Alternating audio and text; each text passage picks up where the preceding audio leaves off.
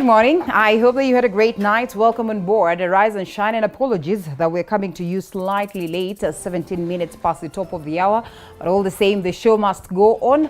It's my hope that you're looking forward to greatness. And as always, we're here to discuss what is important to you. As well, later on the broadcast, we'll be hitting the gym on Fitness Thursday. But before then, very, very important conversations, as I have told you, alongside the guests that I'll be having this morning as we take a look at what is happening politically, still on the question of IEBC and how well set they are to steer the election, as Right Honorable Raila Odinga demands for a meeting with IEBC that is over parallel results forms. We're talking about 34s, A's and B's and C's and all this conversation. It is that moment. And yesterday, we're just trying to imagine of how important it would be for us to have a session where we'd enlighten you back at home on some of the nitty-gritty details that you need to know about what you expect on the D-Day, that is on the voting day, right from the time you get to the polling station, on that very queue, on just getting to look at the register to see whether your name is, and so much more. IEBC, by the way, has released that link that would help you get to know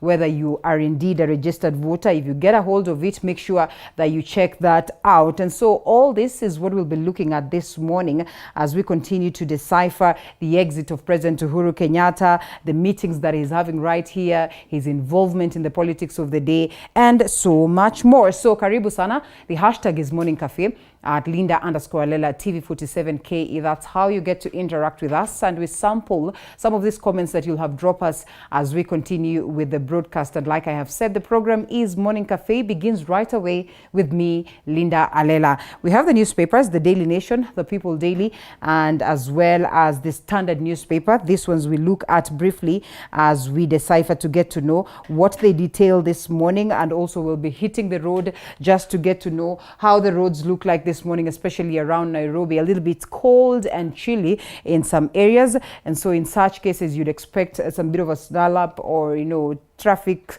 across, but then again it looks like it's not the case, just looking at what is happening right here. So before we get to the roads, let's first of all look at the front pages of the papers this morning, later on to decipher them with the gentleman that I'll be having on a set. Uhuru in night meetings to sell Azimio ticket, a story captured on page 6.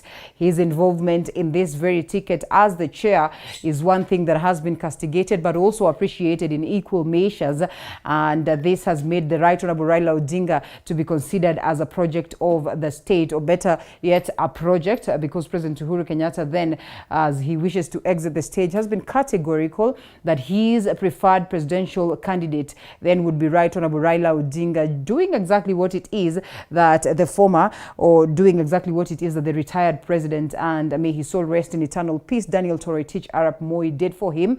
That endorsement, but well, that later saw him not so lucky to hit the state, but then years after the exit of Mwai Emilio Stanley Kibaki, then he was lucky enough to find himself into State House. Just how instrumental is his support for the Right Honorable Raila Odinga in his very bid, and will he be lucky enough to get a hold of this moment of power? 11 days to the general election. He is stabbed at it, and saying that he's tried this several times, so not lucky. But then again, it could be a different moment for him now that he has the blessings of the incumbent. Away from it, looking at what is captured as well here as pertaining to the preparedness, and Raila wants answers on extra IBC forms, and this in regards to preparations.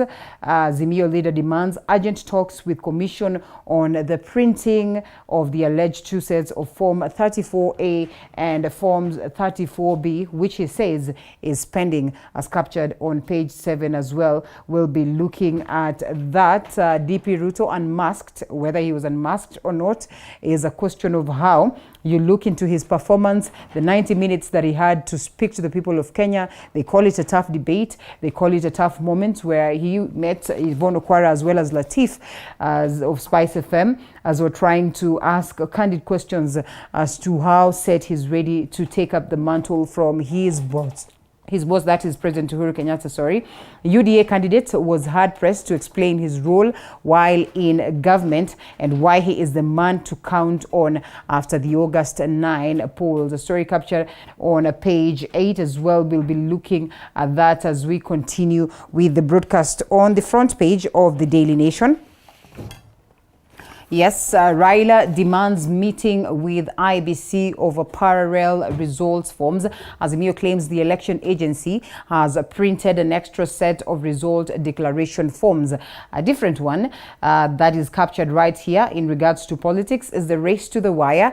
And we're just looking at the days and the campaign trails up until the 6th, where we'll have these two gentlemen and the other two, that is Wahiga Mwaure as well as Wajakoya, now getting into the last laps of the conversations of campaign. These two will be battling it out on the last hour at Nairobi or in the city, and Ruto and Raila are taking the battle to succeed President Uhuru Kenyatta all the way to the last day of campaigns, with a series of rallies in their battleground zones that will culminate with a duel in the city on August the 6th, as is captured on page 12. And so we'll be looking at these 11 days of intense campaign, or better yet say that will be 9 days, because then they will be closing on the 6th as well, with the faces that are likely to represent these gentlemen, that is at the level of Parliament, at the level of Senate. These two houses, very important, these ones that are likely to be nominated. We're speaking of the likes of John Badi of ODM, Kate Waruguru of UDA, Margaret Kamar of Jubilee, and so many more. And so we'll be looking at that to expound it further. And this is in regards to just rewarding those ones that have been loyalists with this particular slots, those ones that would not be out there vying with the very respective slots as well. And so we get to see what happens in regards to the same, as they are also waiting to see that their respective teams are lucky enough to garner the presidency. Early victory for Kenyatta University's Wainaina, that is in court battle with Uhuru over the land tussle. Court reinstates the sacked Kenyatta University Vice Chancellor and bars the government from advertising his position pending a hearing that is over his dismissal after a public spat with the president. A story captured on page 10. Initially, they had said it was him who resigned. Then second, we had that, of course, there was this tough moment after the spat that, got him being pushed to actually exit the stage. But then again, the courts have said otherwise. And according to what it is that Macharia Gaitho would say, is just trying to decipher on what Deputy President William Ruto had to say on stage.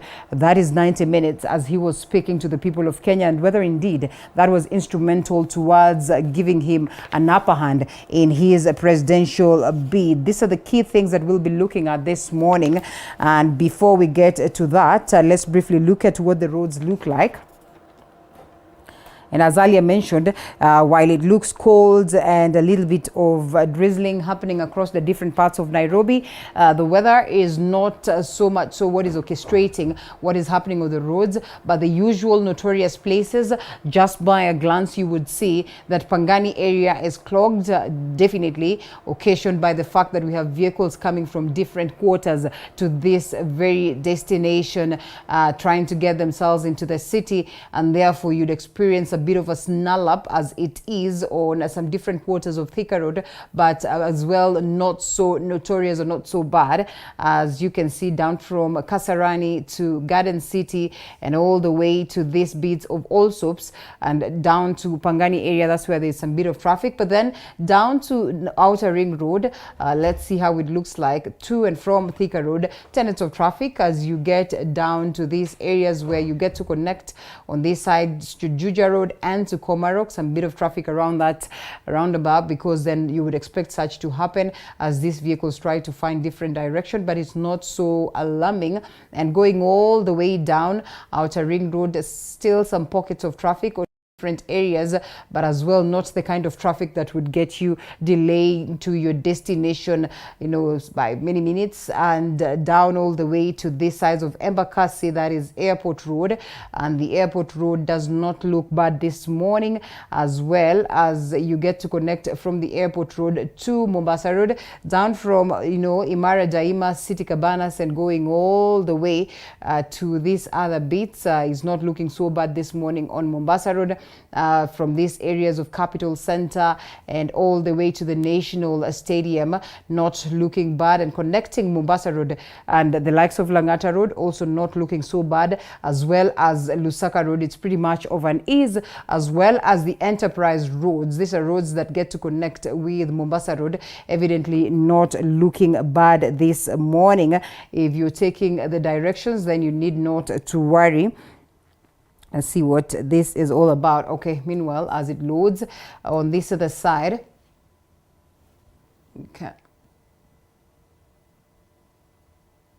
okay, this is acting. Here we go.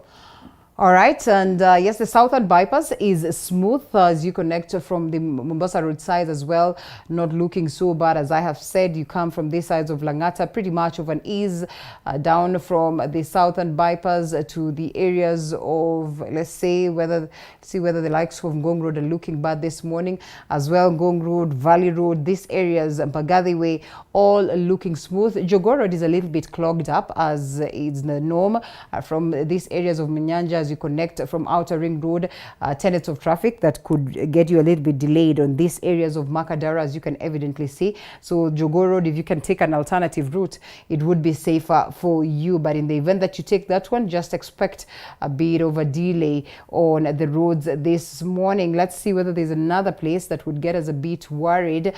These areas of Wayaki Way, Westlands Road, and as you get yourself to the ABC place, there's a spot where you find tenets of traffic, but not quite alarming. And down from the ABC and connecting to the James Gishuru Road, the James Gishuru Road is clean and going all the way, getting to connect to the likes of Gitanga Road. Around Gitanga Road, you'd experience tenets of traffic because of the buses that are ferrying people to and from Kawangware. Naivasha Road as well, sometimes you find pockets of traffic, and such is the case this morning, but not quite alarming. Let's see whether there's another place where you know, perhaps require for us to update you on. The northern bypass is all clean, as you can evidently see. Same applies to Limuru Road. This also is not looking so bad, and I guess those are the key areas that really would require our attention. I think the most notorious road this morning is Juja Road. So if taking that direction, such is what you expect. These areas of Kangundo Road, pretty much of an ease, as well as the eastern bypass this morning is not so bad, down from these areas of Kihara, Ruai, Utawala, really not much to worry you. And so those are the key areas. In the event that something is happening around where you are, that is on the roads, please drop us that comment and tell us what is happening. 22047 is the SMS short code. Now, let's briefly look at what it is that we have in the world of news. That a family in Nairobi's Mirema area is pleading for justice. This is following the sudden and tragic death of their 15-year-old who died in school early last week. Our reporter Elizabeth Atieno visited the family and filed this report. 37-year-old Kathleen Njoki is in deep pain, sorrow and anguish, a pain that deepens whenever she recalls the tragic incident of Tuesday, the 19th of July, 2022. On that day, Njoki was going about her day-to-day activities when she received a distressing phone call from Shomo Secondary School in Murang'a County, requesting her to avail herself at Kirwara Hospital. Tuesday last week, ilikuwa kitu saa 4, nikapigiwa simu, nikaambiwa mtoto ameanguka, nikaulizwa kama kuna shida yoyote, nikawaambia hapana. Wakaniambia mtoto ameanguka na amepelekwa hosi. It was then that she learned of her 15-year-old son's sudden and tragic demise.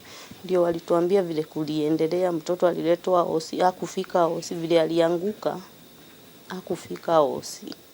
Mwenye walikuwa amekaa na mtoto aliambiwa mtoto alikuwa amekaa na yeye, anasikia roho yake imenyamaza na ameshindwa na kupumua.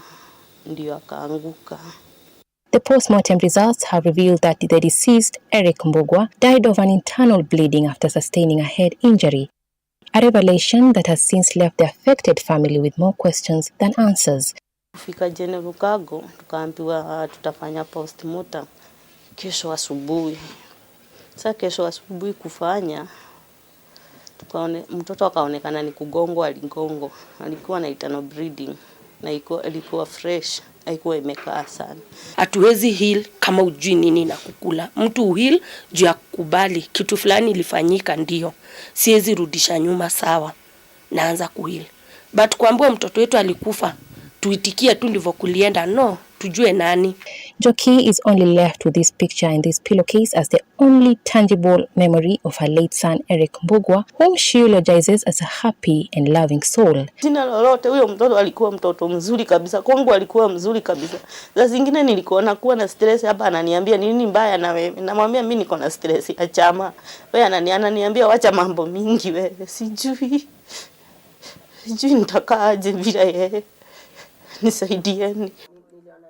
Njoki, together with her close relatives and friends, are only hungry for justice despite filing a report at Kimura police station under OB number 14 dated the 19th of July 2022. Na siwezi kaa bila yeye.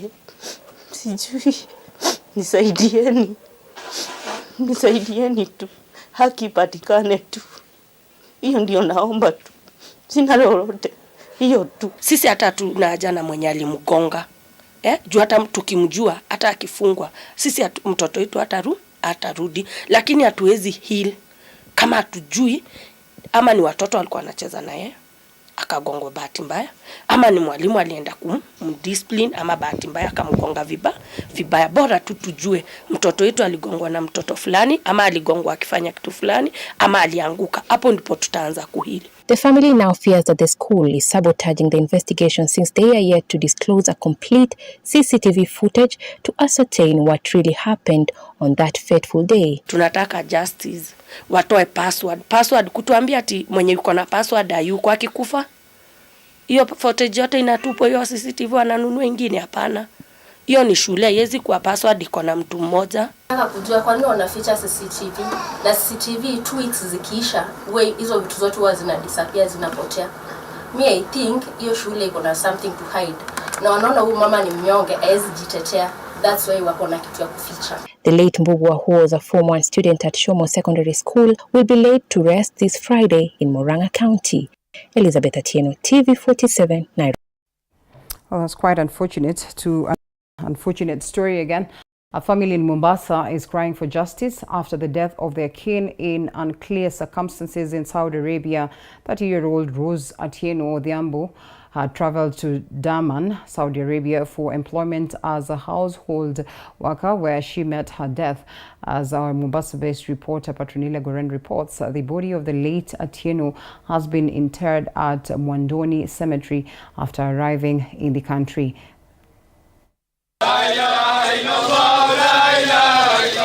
We met the family of Rose Atieno Odhiambo in grief in Mwandoni area, Kisauni constituency.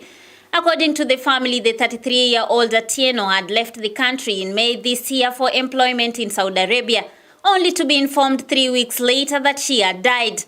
Atieno is reported to have died following injuries she sustained after falling off a staircase, a move her family claims to be untrue based on the injuries on her body. Sistangu ako na mascars huku, ni kama alikuwa na struggle na watu. Unaona? Hapa kulikuwa kunatoka damu tukimwangalia jana alivyotolewa. Unaona? Mguu kulikuwa na ni kama there was a war, alikuwa na struggle. But walikuwa wananiambia kwamba ati alianguka chini. Aliniambia siku ati alikuwa na kifafa. Kifafa bana. This is a third born. Hakuna siku amekuwa na kifafa hata moja. Nikapigwa asubuhi nikaambiwa sister your wife yuko hospitali ICU. Hapo nikashtuka sasa. Nikauliza nani ananipigia simu kwanza, akaniambia ni daktari. Nikashindwa mbona ni daktari ananipigia simu na si agent, makendo atakana mtu wa kwanza awe amejua. A month ago, the Cabinet Secretary for Labour, Simon Chelugui, told the media that the ministry had documented 97 cases of Kenyans who had lost their lives under unclear circumstances in the Middle East countries. Chelugui further said that the government is in the process of constructing safe houses in Saudi Arabia as part of providing a solution to Kenyans. However, stakeholders say there is room for the government to do more to ensure Kenyans' safety in those countries is guaranteed. Saudi Arabia, to be honest, kama mikakati ya ukweli inawekwa, is the best country mtu anaweza enda kufanya kazi. Let us eliminate agents ambazo zinaraniwa na foreigners in this country. Let us eliminate all of them, because hiyo tamaa ndio inafanya mawasiliano ya Mkenya wa kawaida hayawezi patana. Tukiangalia hadi wa sasa kama shirika tumerudisha mili 3 tayari kuanzia mwaka uanze. Kwa sababu hili tayari ni kwamba serikali katika zile sheria ambazo zimeweka ni sheria ambazo haziwezi kudhibiti. Manake zingekuwa zinadhibiti, visa hivi vingekuwa havipo. At the same time, Kenyans have been encouraged to thoroughly do a search on recruitment agencies before traveling for employment in the Middle East countries.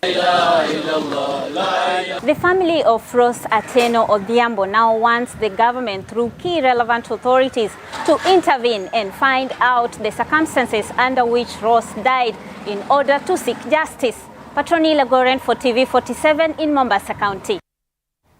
Indeed, may justice be found for this family. The country has vaccinated close to 20 million people by the 26th of July 2022.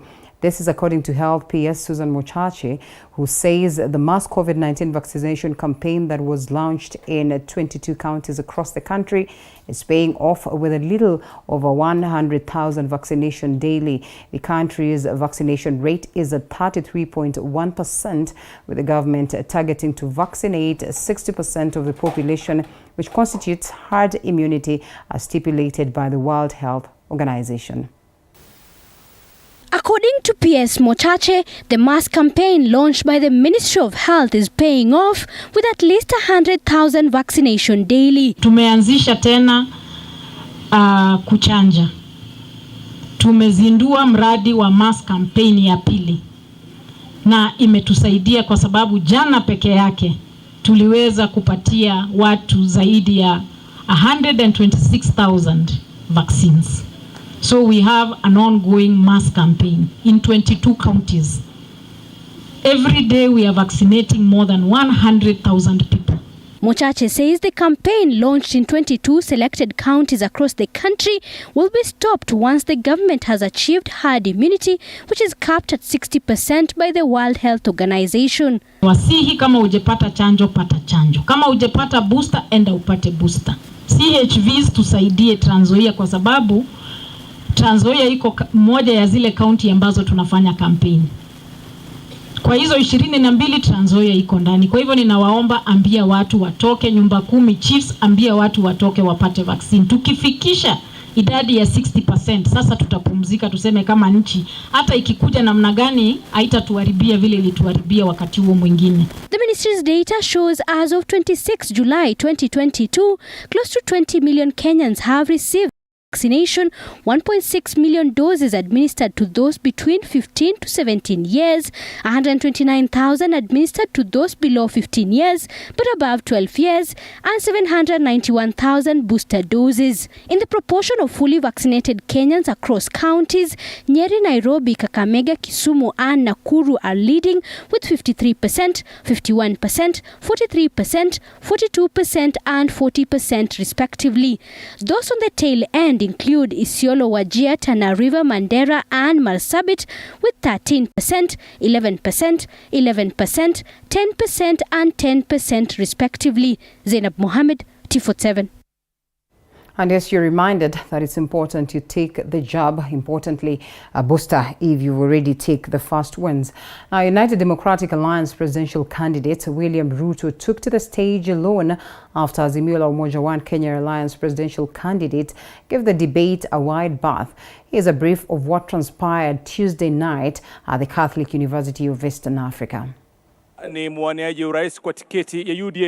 90 minutes, United Democratic Alliance presidential candidate William Ruto was live in all the mainstream media. His goal was to sell his agenda to the Kenyan voters who have the power to decide his fate at the ballot in less than 2 weeks. Ruto was meant to debate Azimio's presidential candidate Raila Odinga, who pulled out of the debate saying Ruto was not fit to lead the country. My competitor is not here because he doesn't have a plan. He doesn't have an agenda. He cannot articulate anything to the people of Kenya. That's why he's not here. Secondly, my competitor is not here because he doesn't want to answer difficult questions. You know, he's been part of this administration, the handshake administration, for the last 5 years. KEMS happened, and many other things happened. In fact, my competitor could not come here because he's not the real candidate. He's a project. On reducing the cost of living, Ruto said he will remove the value-added tax on fuel. He further questioned the removal of the fertilizer subsidy, saying it contributed to the spike in price of maize flour. 50% almost of the cost of fuel in Kenya is taxes. I think it's time, as a country, we looked at, I think there are 15 different taxes on fuel. And I think it's time we relooked at how else do we raise revenue. Which taxes would you be proposing to remove from fuel, the cost of fuel? I think majority of the taxes that are in that bracket, I think there are almost 15 different taxes that are there. I do not have the specifics, but those 15, I think we need to interrogate these 15 different taxes. Which ones can we put aside so that, like other countries, we can limit the taxation on fuel? Another issue that dominated the debate was on the Aurora and Kimura dams, which Ruto said the corruption allegations on the said projects were schemes to incite his supporters against him. For your information, Aurora and Kimura were signed at the same time with other government projects, signed by the same companies, funded by the same financiers, and they were signed not with me, witnessed by the President of Kenya. So these are not projects that were cooked at night or in some dark corner, right? How come that the only projects that did not go through is Aurora and Kimura? All the others went through. That's number one. Number two, today, the government of Kenya is in court because the contractor, with all those allegations that have been made, the contractor has gone to court to demand payment of another 12 billion shillings. What about the court matter here? The contractors are in court in London, and the government of Kenya is already replying to the case in court, and they cannot afford to make it public because it's embarrassing. Mr. Deputy President, Honorable Dr. William Ruto, thank you for making the time for us tonight. Thank you very much. That's right. The one-man show ended with Ruto expressing his confidence in the Independent Electoral and Boundaries Commission ahead of the August polls. Sharon Baranga, TV 47. And in the same breath, Kenya Kwanza women leaders have lashed the Azimio Mt Kenya presidential candidate Raila Odinga for skipping the presidential debate, terming it as an act of cowardice and as well lack of agenda for the people of Kenya. Now, speaking in Dama Ravine during the popularization of Kenya Kwanza manifesto, leaders said that Odinga skipped the debate because he lacked the agenda for Kenyans and showed disrespect for Kenyans.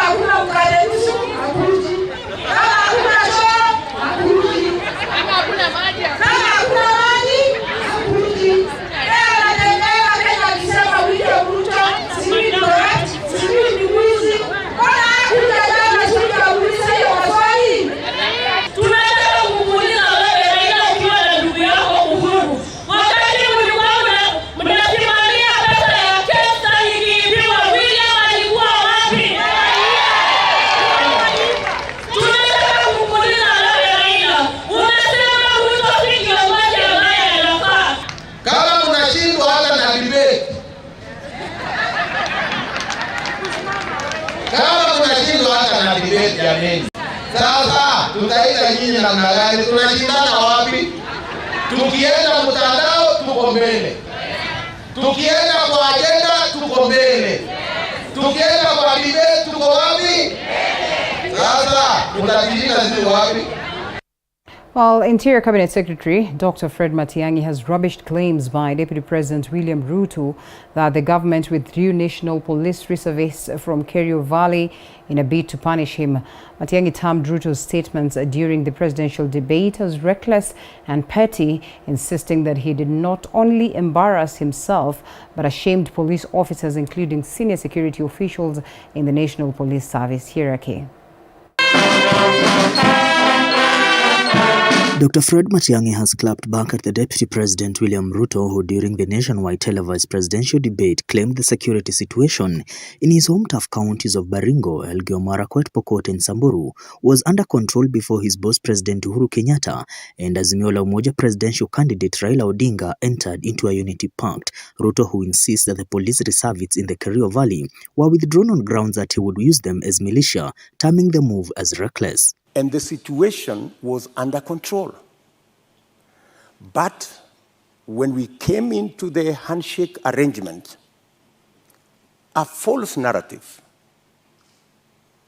very unfortunate false narrative, was rolled out that, oh, all these National Police reservists in Elgeyo Marakwet, in Baringo, in West Pokot, were actually a militia that William Ruto would use at some point. And all the National Police Reserve were withdrawn. A very reckless act. And with the withdrawal of the National Police Reserve, the situation went south. The Deputy President claims after the NPR removal, insecurity has become the order of the day in the region, where 150 people have died in the region since the beginning of the year. Dr. Ruto noted that in some instances, he has been forced to use his personal resources to bury the victims of the incessant banditry attacks. We have buried many of those people with our own money. We've taken many of those people to hospital with our own money.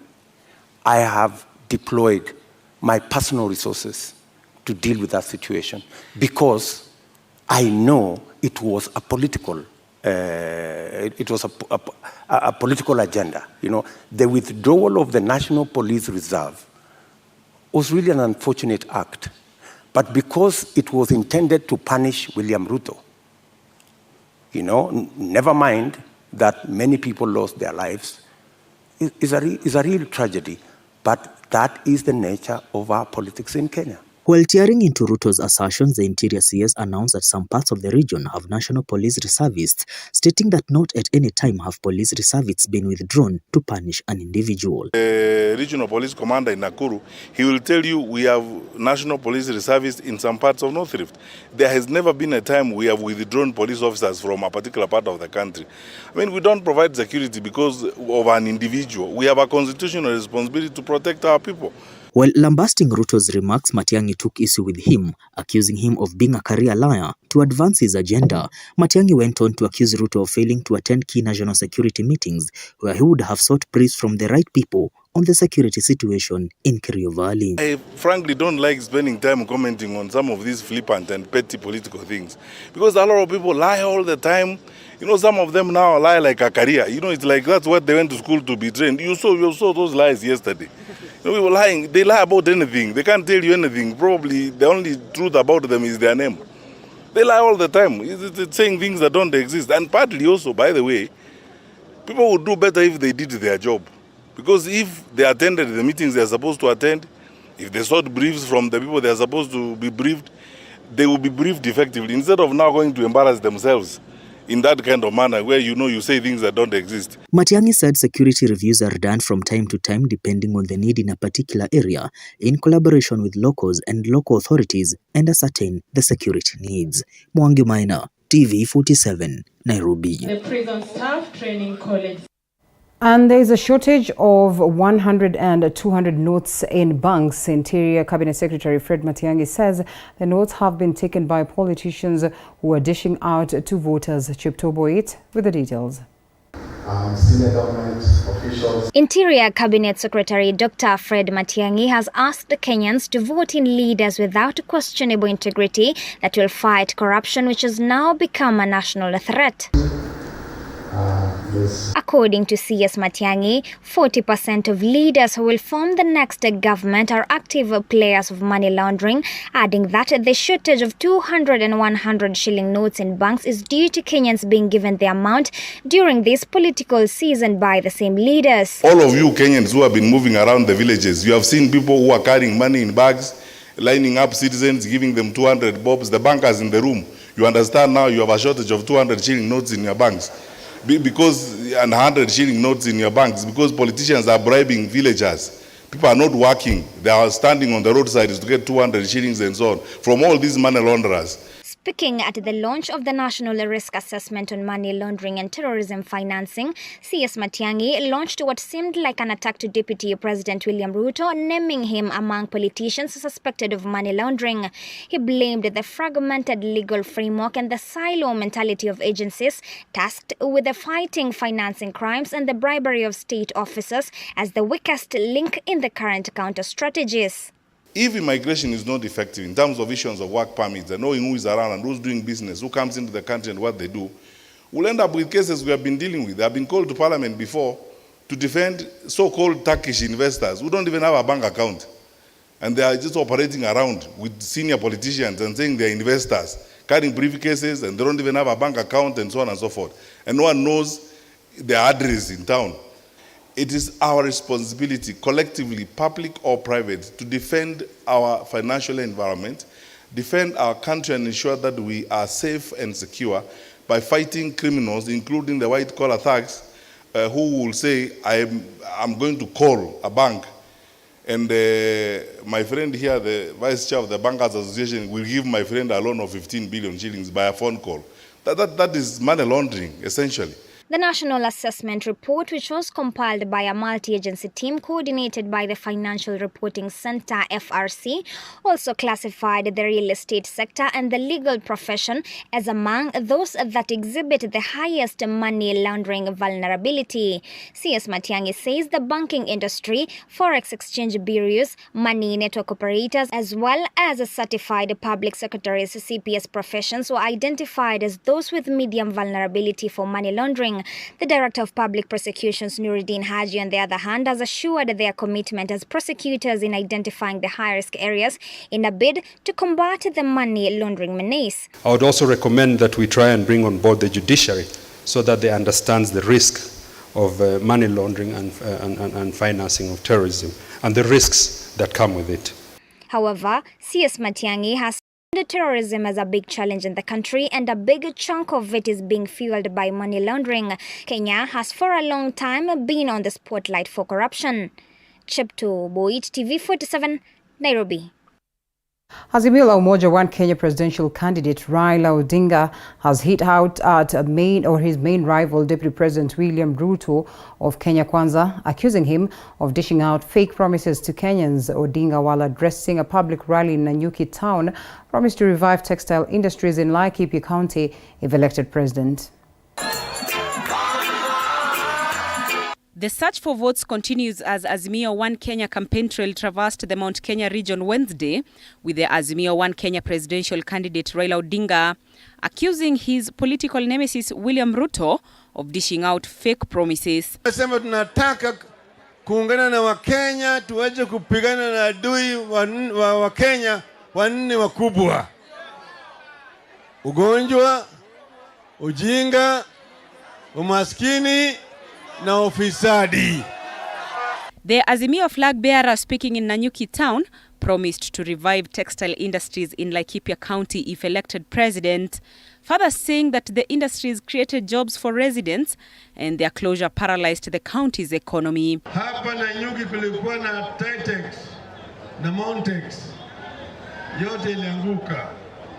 Tutafufusha Montex, itarudi hapa ili vijana wapate ajira sawa sawa hapa. The Azimio Mt Kenya running mate Martha Karua lashed out at the Kenya Kwanza flag bearer Deputy President William Ruto, noting that he had unresolved convicted cases of land grabbing and corruption. Wapinzani wetu wamekuwa ndani ya bunge na serikali kwa miaka 10 iliyopita. Kama hawakutenda wakati hiyo, hawataweza kutenda leo. Mtu yoyote aliyoko kokote, awe na cheo chochote, ambaye ameiba shamba ya mwananchi, chuma chako kimotoni, my friend. Karua urged Kenyans to elect Azimio leaders with people's interest at heart, noting that they are seeking leadership to fix corruption, education, health and poverty. Ukiangalia pande hizo mbili, pande ya baba na mama na pande hiyo ingine sitaji, ni gani unaweza amini kupigania na kusimamia haki yako na rasilimali yako?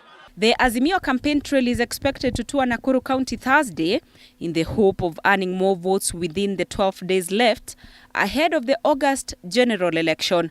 Andrin Kilemi, TV 47. The story by Andrin Kilemi now takes us for a short break. We still have more coming your way, so keep it right here.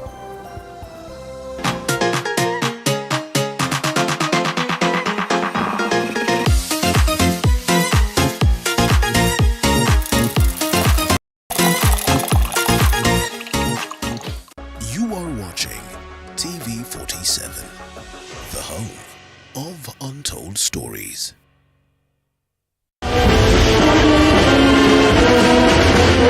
It's time to celebrate at the largest private university in East Africa, Mount Kenya University, as we hold our 21st graduation ceremony. The event, which will be conducted virtually, will take place on 29th July 2022 and will be presided over by MKU Chancellor Professor John Strathers. Follow the proceedings live on TV 47 and all our social media platforms. Join us as we learn the role of universities in peace building for socio-economic development. Mount Kenya University, unlocking infinite possibilities. Usiyakubalie maumivu ya misuli kukatiza ratiba yako. Kaluma Pain Balm ni dawa ya kusugua iliyotengenezwa kutoka kwa miche maalum ili kutuliza maumivu ya misuli. Kaluma Pain Balm. Maumivu yakizidi, pata ushauri wa daktari. At Streisand School of Medical Health Science and Technology, we prepare the change makers of tomorrow by training them in theater technology, medical engineering, science laboratory and health records, applied biology, environmental health science, nutrition and dietetics, ICT, counseling psychology, and many more. Enroll with us today and take a certificate or diploma course. Visit our campuses in Juja, Nairobi West, Kisumu, and Homa Bay and get your career going.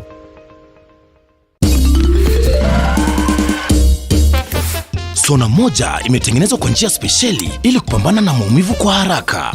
Sona moja ina aspirin kama kiungo. Sona moja, kitulizo kamili. Maumivu yakizidi, pata ushauri wa daktari.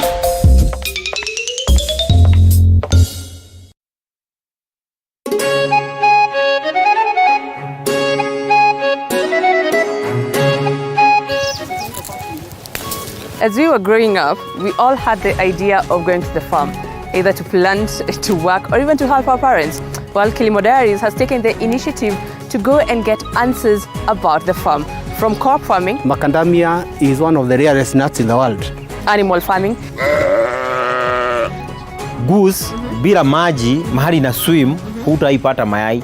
And even in agribusiness. If you do not care for your seedlings, then it means the result won't be as you expected. Join me, Violet Njoki, as I get you the answers of the soil every Sunday at 6:30 p.m.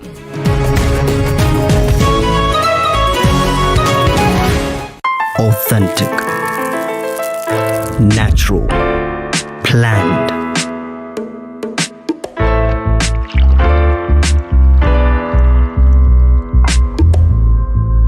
Transforming.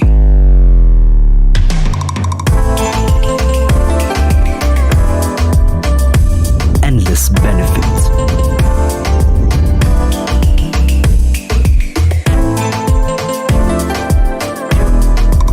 Slaty, purely Kenyan. Buy now on Jumia or Amazon.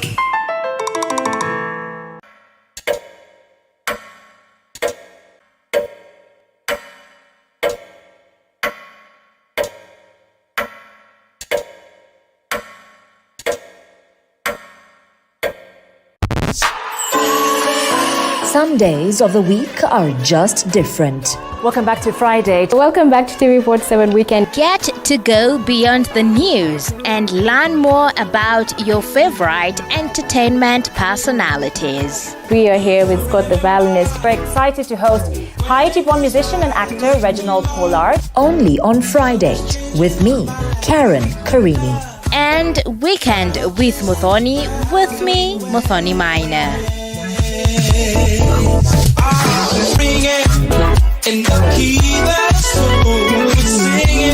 Want to know the meaning of a soft life? It's living with ease and accessing quality lifestyle while taking a swim. It's taking care of your body in a 5-star gym while you achieve your fitness goals. It's living in a serene and quiet neighborhood. It's about staying in a place with spacious driveways and ample parking. It's about living in a safe and secure environment. It's about convenient shopping. Soft life is living comfortable in affordable and yet an elegant space. It's everything stylish. Here's to introducing Great Rift Apartments, located at the heart of Nakuru City in Kisulisuli Estate, just a few minutes from the Central Business District. Great Rift Apartments, the hub of soft living. Hey!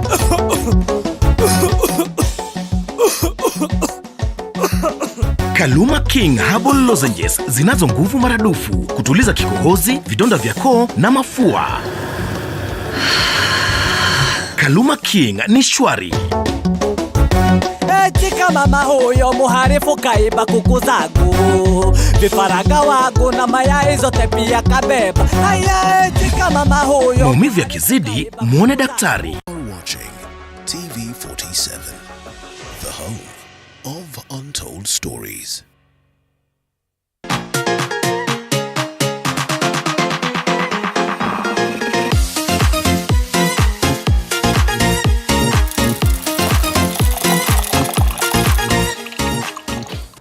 Welcome back to Morning Cafe. The hashtag is Morning Cafe at Linda_Lela TV47 KE. Before we get to the conversation, let's pick some more stories. And a day after Azimio Mt Kenya coalition candidate Raila Odinga skipped presidential debate in the country's capital, Nairobi, President Uhuru Kenyatta intensified Azimio campaigns as he toured Nakuru County, where he drummed up support for the former Prime Minister to be the country's next president.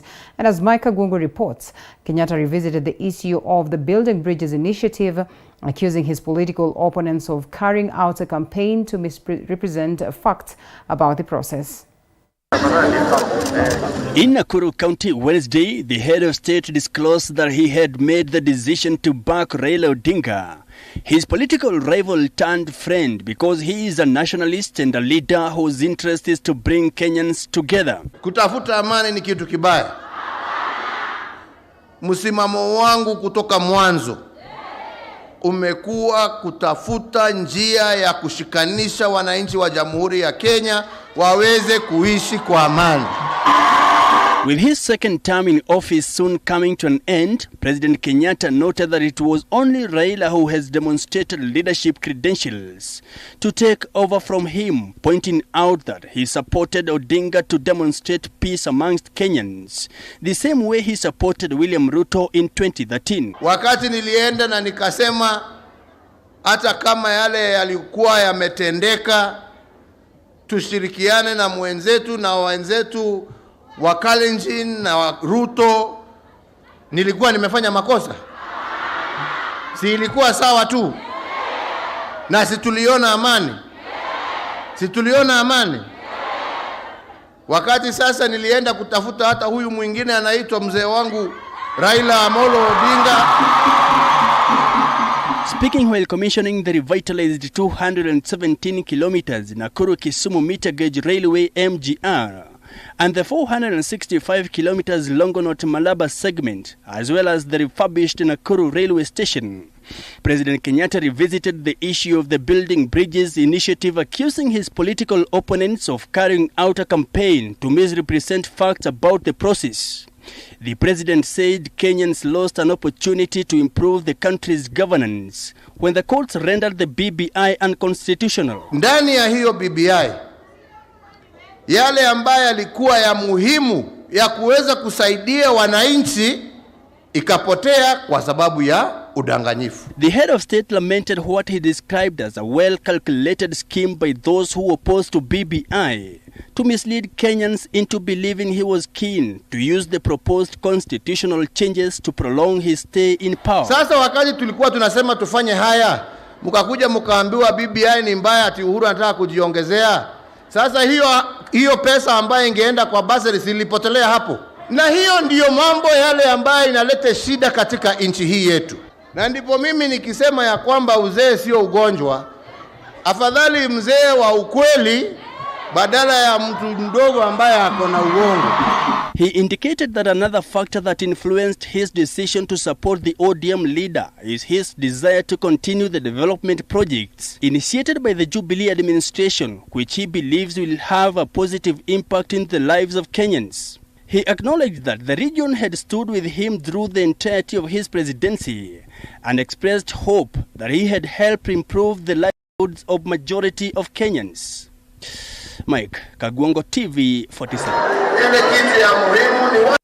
Well, it's all about the succession politics, and we get to this conversation and so much more alongside the guests that I'll be having in studio this morning. Well, one of them still on his way to this space, but he says he should be here any moment from now. But again, we also have Honorable Sankok, who's joining us virtually. And so I'll get to loop him in as we get to the conversation. Honorable David Ole Sankok, how are you?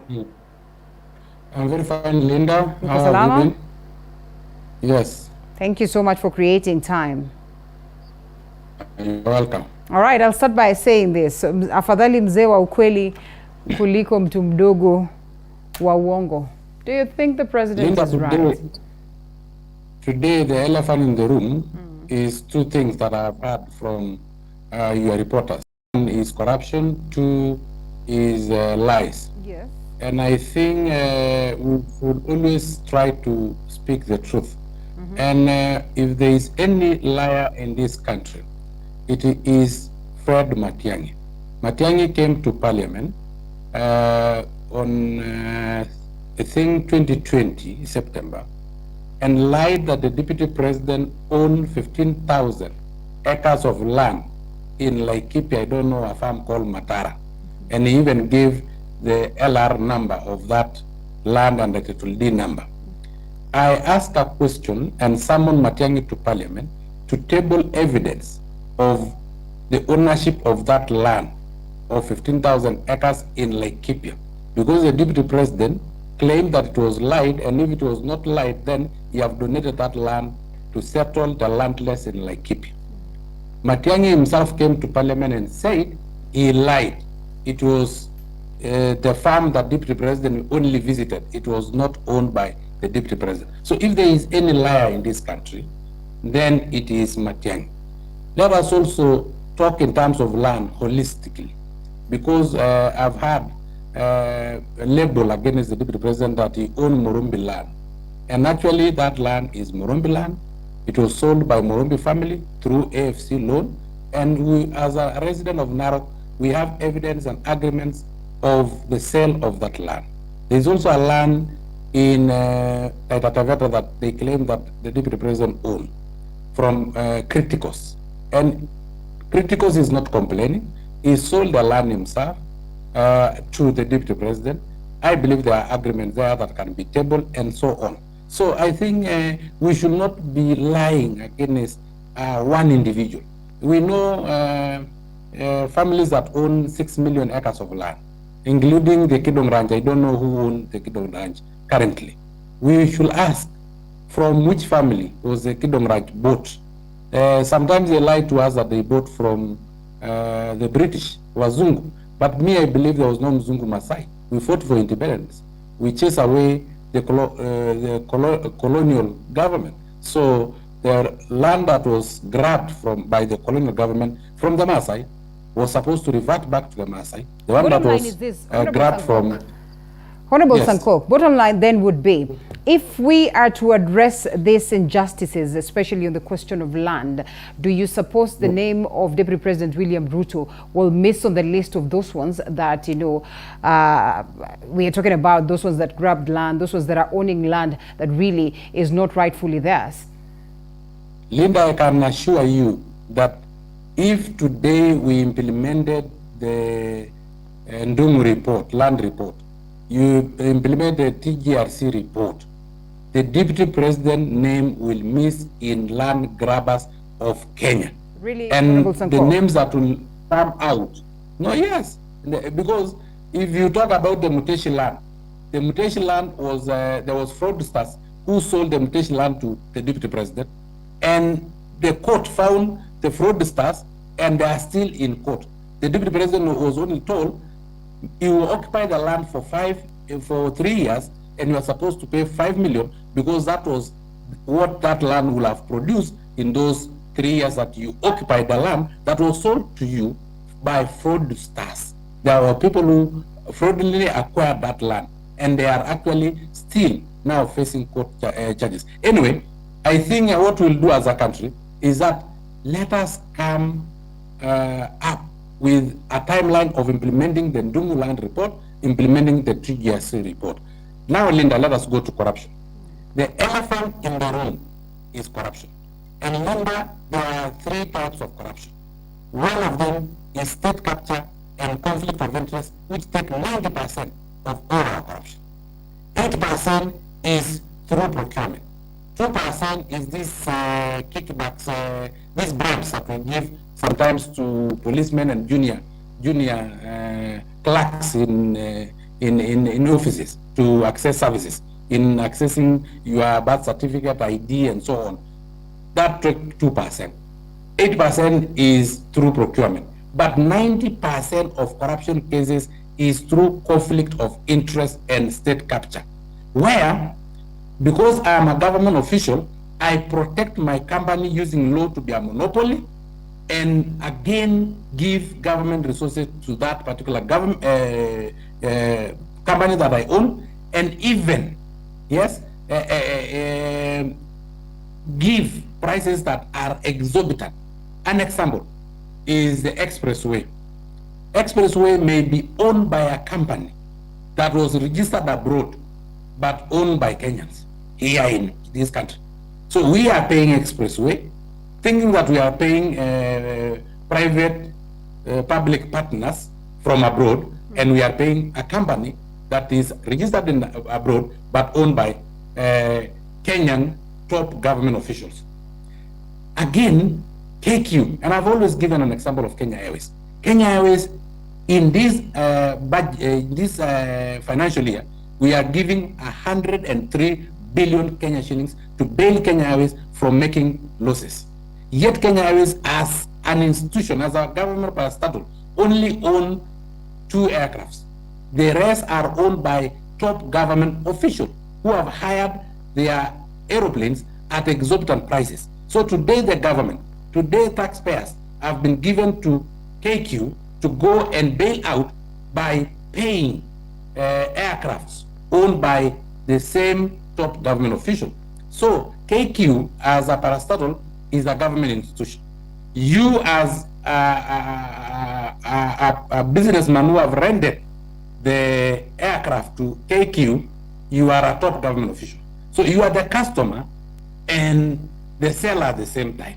That's why KQ will never make any profit, because the prices in which the government officials rent themselves, because they are still head of those parastatals, are exorbitant, are prices that they will never make any profit. It's like me giving a Kenyan a boda and telling him, I need you to pay me 10,000 per day. They will never make any profit. That's why KQ, despite the fact that it's, yes. Honorable David, without looking at these other matters that are really important, and I know those ones then would require our attention, With all due respect, main focus is especially on what President Uhuru Kenyatta speaks of about his deputy, as well as just a sneak preview of what our reporters have, compiled in terms of a report, and this culminating from that Tuesday night debate by President Uhuru Kenyatta, by Deputy President William Ruto.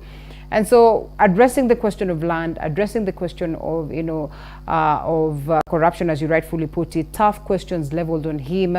He speaks of the fact that, there's no other person who's been audited to the level that he has been audited in the country. But still, we have people pointing fingers at him. I mean, you would want to imagine that these people really hate the deputy president, that always they would point fingers at him, even with all these audits. What is so hard about coming out clean on some of these allegations, clear, precise, with facts and figures, to get himself off the hook? Like you say, he should not be mentioned amongst those ones that are being looked at as those that have taken land or grabbed land from the people. Linda, yes, the Morombi land, the one pointing fingers against the deputy president is Matiang'i. It is not the Morombi family. It is not the Morombi neighbors. It is somebody who, just because of malice, is pointing fingers. So if it was the Morombi family complaining, then we will really understand there must have been a problem. If, for instance, today, Basil Criticals own large chunks of land in Taita Taveta. He only sold 2,500 acres to the deputy president. Basil Critical family is not pointing fingers at the deputy president that he grabbed that particular land. Now we have land that, like the Kidum Ranch, like thousands of acres and thousands of acres in Nakuru, that are privately owned by sometimes ghost landowners, absentees landlords in the coast. Yes, we don't know how it was acquired. The deputy president have already been told, and Linda, even you yourself, that's why you are referring to that land, not as public land, you are referring as Morombi land. So it is a free market land. It was a commodity that was on market, owned by an individual who has sold that land to another individual, another Kenyan. Why would Matiang'i target the DP? Of course, for political reasons, because he has his own candidate currently in the 2022 race, and that candidate is a competitor to the deputy president. So he wants to notify the deputy president by giving false allegation. Let us come up with a forensic report on land in Kenya. And it is in TGRC report. Why don't we just implement the TGRC report? And if the deputy president is guilty, he will be the first to be taken to court. Why are we not? Why did you sit on there? Honorable Sankok, you sit in Parliament, and these reports have been presented to you. A couple of them, the Akiwumi, the TJRC, the Truth and of course that is the Truth, Justice and Reconciliation Commission. And I mean, we have seen all these Ndungu reports, the Krigler report. Why is it that we are not making attempts to implement these ones? Of course, for obvious reason, like Matiang'i, we are pointing fingers on him during the Ruaraka land saga. When we talk about Ruaraka, it is not an individual, it's not Basil Criticals, it is public land. If we talk about Ruaraka land, it is not Morombi land, it is not an individual land, it is a public land that was grabbed. But for obvious reason, those who are in government cannot implement because they are the accused. They are the ones who know where the truth lies. So what they do is to go to public rallies. Sorry. They go to public rallies and point fingers to innocent individuals. Because, when you are pointing a finger... I'm asking, in the event that the Kenya Kwanza team would garner presidency, do you suppose they would have the goodwill to unravel these reports? Once we take over the government, the first thing is to implement the Ndungu Land report, Akiwumi report, and TGRC report, and to do a total lifestyle audit on all government officers, past and present, on the size of land they own and how did they acquire it. If they acquired generally, hallelujah. We praise them as good investors and employers of Kenyans that have given Kenyans job opportunities. But if any of them acquired a single acre through fraudulent means, then as Kenya Kwanza government, of course, a criminal will be treated as a criminal, not as a community, but as a criminal, because a criminal will have a name. So these land grabbing issues will end once and for all once Kenya Kwanza get into government. We'll go into even the Murumbi land, see how it was acquired, have the evidence, agreements of how it was sold, but of course through the Murumbi family, through the Bisil critical family. And Ruaraka is a public land. We will also know how it was acquired, how it was sold. We'll also go to tracts of lands of absentee landlords. We will ask them, how did you acquire them? And I would be interested. Only you, if you tell us, I bought this land. No, Linda, a bit. If you tell us, I bought this land from colonial masters. We fought for independence. We chased the colonial masters. There were no white person who was a Maasai to sell Kidong Ranch. No, you will have to have told us from which family of the Maasai you bought from, and how are you allocated that land. Honorable Sankok, I would be interested to know how you would handle the same in the event that one of your members then is implicated on this. But before then, the Kenya Kwanza presidential candidate William Ruto has yet again taken his campaigns at the doorstep of President Uhuru Kenyatta's political backyard. Ruto, accompanied by his troops, asked his boss, President Uhuru Kenyatta, to keep off from supporting Raila Odinga's candidature as his preferred successor and instead retire peacefully as per the Constitution. Paul Kirobi with that. Kenya Kwanza Alliance Brigade, led by presidential candidate William Ruto, intensified their campaigns in Mount Kenya region, 12 days to the August election. Ruto once again taking his succession politics to the doorstep of his boss Uhuru Kenyatta, urging him to keep off succession politics and instead let him face his main challenger Raila Odinga. Kwani mimi nashindana na Uhuru Kenyatta? Si Uhuru Kenyatta anaenda nyumbani kwa sababu katiba imesema. Sasa anasumbuana na mimi ya nini? My friend, wacha kusumbuana na mimi. Wewe simama kando. Wewe tumekupangia retirement, uko na pesa ya kutosha, security nini, magari, weenda nyumbani. Waachia mimi bwana kitendawili ni msoto. In a series of rallies in Kirinyaga, Nyeri and Nyandarua counties, the second in command defended his track record for the period he has worked with his boss, promising to deliver to the region if elected the 5th president. Mimi nikiwa deputy president ya Uhuru Kenyatta, nimekuja hapa mara nyingi kuanzisha mambo ya barabara. Tumejenga barabara kilomita karibu 500 hapa Nyeri, ni kweli ama si kweli? Tumeunganisha stima watu 1120, ni kweli ama si kweli? Tumewawekea equipment kwa hospitali yenu ya Nyeri. Tuko na ICU leo, tuko na radiology, tuko na renal unit. Ni kweli ama si kweli? Tumejenga technical training colleges 5 ikiwemo yenu ya Kieni hapa. His tour comes a day after his close competitor Raila Odinga failed to appear on a presidential debate where the two were to share a podium. Ako na ile njama yake ya kawaida. Unajua akiona kura hakuna anaanza ile ukora yake ya kawaida. Sijui nini, ati ndio wapange maandamano tena. Sasa saa hizi tumemwambia na huyu Rigathi Gachagua. Tumemwambia bwana kitendawili, sikia na usikie vizuri. Mwaka huu hatuwezi kukuruhusu kupanga maandamano. Mtu alikuwa anatengeneza wheelbarrow na saa hii amekataa wheelbarrow. Alikuwa welder ataruka aje wheelbarrow na nichomelea kama zizi. Ile jamaa wache madharau.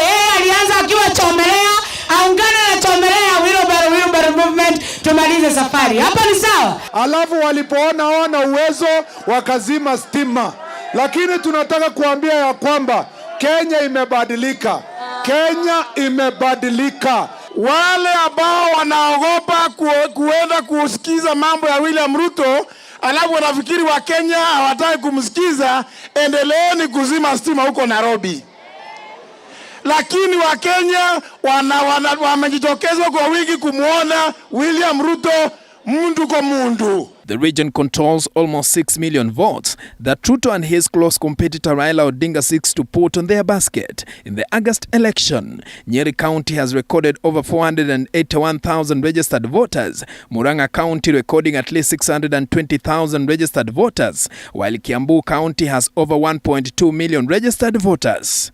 For a presidential candidate to be declared winner, they must first secure more than half of the valid votes and also secure at least 25% of votes in each of at least 24 counties. The register of voters has 22.1 million voters across the counties. Paul Kirobi, TV47. Arambe! All right, and from that story, back to Honorable Ole Sankok as well as Mark Bachachi, who's already on standby. In the event that any of you is implicated on this, that is the Kenya Kwanza team, those ones that will be forming government, if you're lucky enough, as you handle the reports that you have mentioned, just how will you treat this one that is part and parcel of your camp? Because then we have seen politicians, always there sanitizing one of their own, or always there to, reward those ones that have been loyalists, even if it means they have gone against the law. Linda, I think if you hear our manifesto of Kenya Kwanza, one of the things is to empower independent institutions. That the independent police service should have an accounting officer, so that it will not be seeking handouts from office of the president. Again, we will operationalize the judiciary fund to make sure that the judiciary is really independent. Because if you don't have financial independence, of course you will not be truly independent.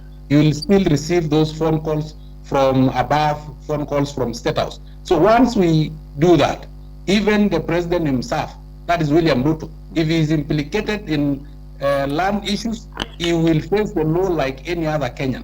He will be taken to court and the judiciary will be independent, because at the end of the day, it will have financial independence. And once you have a financial independence, you are good to go.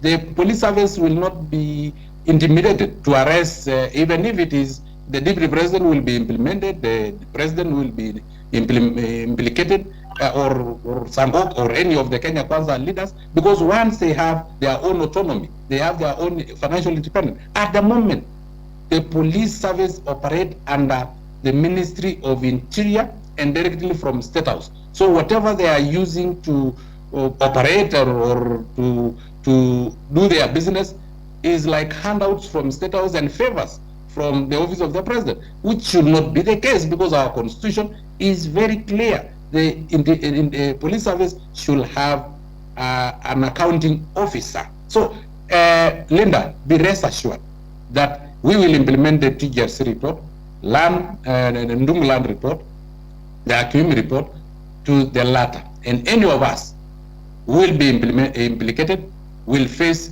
the full wrath of the law. We will not have any sacred cows, and that is why in our manifesto, the first thing we'll do within the first 2 days in office of the president is to operationalize the judiciary fund. All right, well, before we loop in Mark Bachachi, and of course on the very same note, allow us to take a quick short break and then we come back.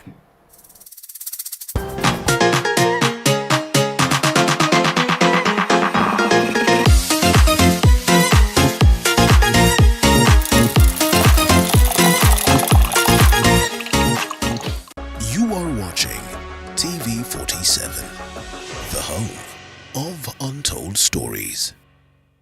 What is intimate partner violence? Intimate partner violence, or IPV, is a pattern of behavior in any relationship that is used to gain or maintain power and control over an intimate partner, especially through abuse. Any behavior from a partner that frightens, intimidates, terrorizes, manipulates, hurts, humiliates, blames, injures, or wounds someone is IPV. Intimate partner violence can take a serious emotional toll on anyone, including refugees, creating a sense of hopelessness and despair. It can cause people to believe that they will never escape the control of the abuser. You may feel alone, but you are not. If violence is occurring in your relationship or suspect someone else is undergoing violence, call emergency numbers National GBV hotline on 1195, and for refugees, call UNHCR helpline on 1517 or call the police at 112. Let us stop IPV and protect our women and girls.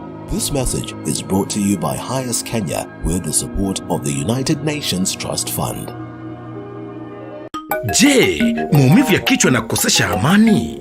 Kaluma Strong hutuliza maumivu ya kichwa, maumivu ya mwili na hata huondoa joto jingi mwilini. Kaluma Strong ina aspirin kama kiungo. Maumivu yakizidi, muone daktari. Watching TV47, the home of untold stories.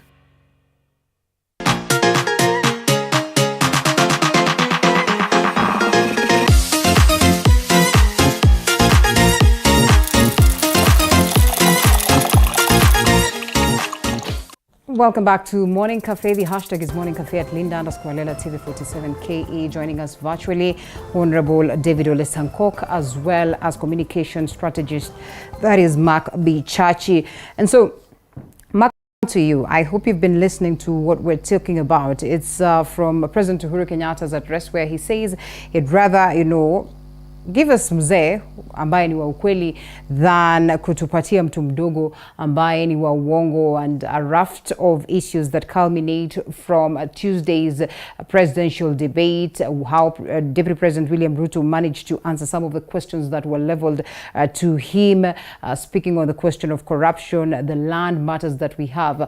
And according to Honorable Sankok, as Kenya Kwanza, they have a proper outline as to how they're going to make sure that these reports that are in existence, the TJRC, the Akiwumi report, Krigler report, all these reports then will be implemented to address the historical injustices, especially on the question of land. One, do you suppose they are genuine on this? And like I have asked him, what are the chances that if any of them then finds their name on these implications, that they're going to handle it as normal, as balanced as they would when they are as well handling others that will have their names mentioned? Thank you so much for having me, and thank you for the question. Let's be very clear. As a communication strategist, I can only speak to the evidence that has been before me.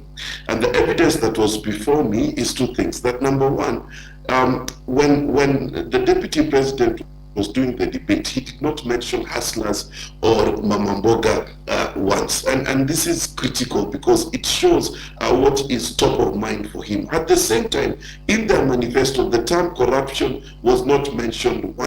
Instead, they focused on something they have created called state capture, which essentially blames all corruption in this country on the presidency, of which William Ruto is part. Thirdly, when we look at their ability to sanitize their own ranks and the accusations within their own ranks about land issues, about Aurora and Kimura, about people who have incredible cases within their own ranks, what have they done to ensure that they are fighting corruption within their own ranks? The truth is they've done nothing. We have seen people who are implicated in wash claims. We have seen people implicated in various capital corruption crimes, and the UDA faction is totally unable, incapable, or even desirous of actually dealing with this issue of corruption, because you cannot tell me that you're going to remove political goodwill from corruption and then say that it is going to work. No. What is needed in the fight against corruption is the goodwill, the political goodwill to do so. We have enough laws, we have enough judicial independence. It is a lie to say that judicial independence is the reason for which we do not have the fight against corruption in this country. And I'll tell you why it is a lie. It is a lie because, simply put, if the judiciary can annul an election of a president, how more independent do you want a judiciary to to be. If a judiciary can wake up and decide that they are going to go against Huduma number, there were cases held against NMS, there were cases held against the position of CAS. The issue we have in this country is not about the independence of institutions, because they are, and let's not pretend that they will not still be dependent on the government for resources, because they will be. The question remains, and this is what I ask my fellow Kenyans: can you imagine any day in the life of one Rigathi Gachagua when he will wake up and say he's going to fight corruption, when his first agenda is to go and free his house, free his money so he can build a house and give rice and meat to the people? Now, someone who thinks like that, it is impossible, I'm telling you, for him to wake up on any Monday, Tuesday, Wednesday, Thursday, or Friday, or Saturday, or Sunday, to go into office and say, today I am fighting corruption, which is why they have exported the entire fight against corruption to other agencies, so that there is no political responsibility for them. Because how can you set a thief to catch a thief when the principle of a group that every other accusation is there? So who is he going to fight first? We have people who have been accused of land grabbing. We have people who have corruption cases. All of them, 90% of them, are in UDA, and we must ask ourselves, why do they find safe haven in UDA? All right, well, and Honorable Ole Sankok, just to pick it up from where Mark leaves it, nice proposals you have as to addressing the question of state capture, corruption, if you so wish. Do you suppose that this then would be concocting poison that will end up killing a majority of you? Why I'm saying a majority of you is that I am referring to the list that was presented to the IEBC by civil society, but by also the EACC, in regards to those ones that perhaps who were not the best to clear, to go out there and run for political positions. And the EACC brought a list that really had lots of people who are under Kenya Kwanza. And therefore, if you're looking at all these proposals that you're presenting, do you sit down together to ask yourselves, to do due diligence, to as well, search your hearts and souls as members of Kenya Kwanza, just to be certain that within you, there is really not one person who would be found guilty at this very moment when you start implementing these ones, if at all you're lucky enough to get to presidency? Let me first of all tell my friend Mark that corruption in Kenya is divided into three. 90% of corruption is state capture and conflict of interest. An example is milk industry. An example is an investor who wants to invest in gas industry. Just a minute. I gave you your time. Mark, will come to you. Just give me my time. Yes, give me my time, my friend. I was listening to you. So I've said 90% of corruption is actually state capture and conflict of interest. I've given you an example of milk industry. I've given you an example of KQ, where there is state capture in Kenya Airways, our national carrier. I've given you an example of an investor who wanted to invest in gas industry, but because we know that there is a family that owned a gas business, he was denied a permit to invest in Kenya, billions of shillings, and employ millions of Kenyan youth because of conflict of interest and state capture. And 8% of corruption cases are actually through procurement, like the KEMSA case and COVID billionaire. And only 2% is this little bribe that we give to access government services. So anyway, that is what is real corruption. And when we talk about the judiciary not being independent, of course, not the apex of judiciary, because when you go to the apex, you are comfortable in terms of salary, you are comfortable in terms of remuneration. Some of them are willing even to retire. So in the apex of judiciary, there is a bit of independence in terms of their wages and their salaries, remuneration, and in terms of what we call self-actualization. But then down there, that is why we still have cases of the KEMSA haze, even after President ordered that in 2 months, I need that report back. 3 years later, The report have not been brought, and nobody knows what happened with COVID billionaires and the Kemsa Haste. Again, you know of the Pandora papers. You know of the offshore accounts. You know of the people who are implicated, people who are mentioned. Why are we not really tackling it from that angle?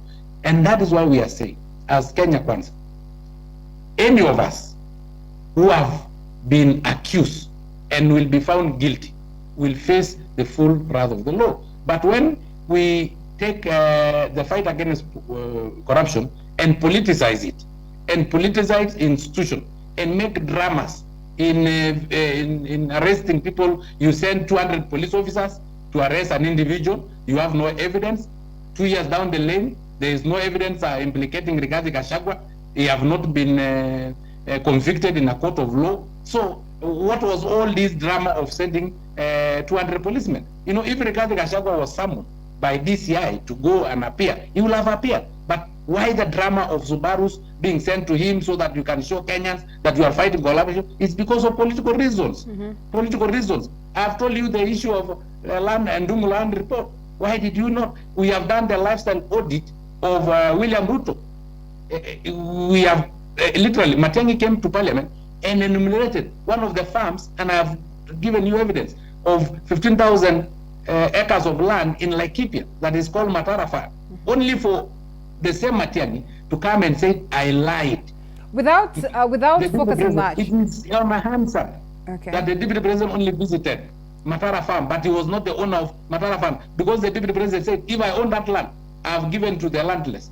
But when Matiang'i was told to distribute the land to the landless, that is when he came to parliament through my question and said, no, he only visited that area. It was not his own land. So let us not politicize this fight against corruption. How can we have this conversation, Mark Bachachi, without politicizing it? And do you suppose it is politics that has made us not receive so much of gains in terms of dealing with the question of graft?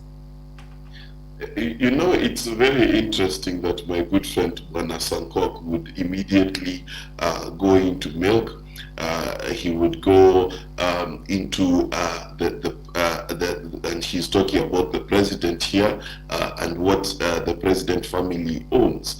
And what I find very interesting. No, I have not mentioned the president. I have not mentioned the president. Please don't put words into my mouth. I just mentioned the milk industry.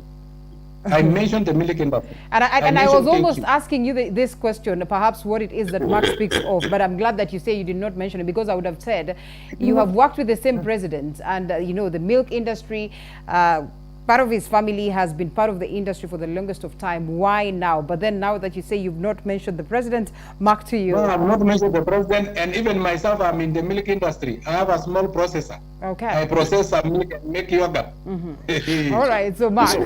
Well, I'm mentioning myself. You mentioned, Sankok, if you have to mention yourself, there's the little issue of land that you need to mention yourself in. I will not mention it myself. If you're mentioning yourself, start with the land issue. I think you know which one I'm talking about.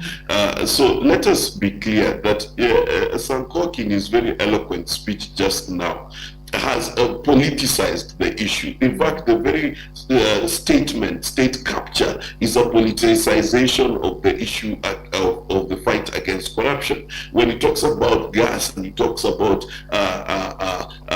milk and other things, by inference, we know who he's inferring to. And the reason why he has to do this is because Kenya Kwanza has determined that if they can speak ambiguously about the various scandals, then they'll get away from it. But I would like to ask a simple question. If you're going to talk about Kemsa heist, who is Pick and Pay and who's the beneficial owner of Pick and Pay? Isn't it a member of UDA, a senior member at that? And you know, when we speak about UDA, they want to speak of corruption in very broad strokes without getting into the specifics, because they find it difficult to prove those allegations. And this is the problem. Some of the things they say are corruption are not corruption at all. When you talk about the milk industry, what what corruption has happened in the milk industry. You can talk about the issues in the milk industry, just as there are issues in the coffee industry, but it has nothing to do with state capture. And this is how I know they're not serious.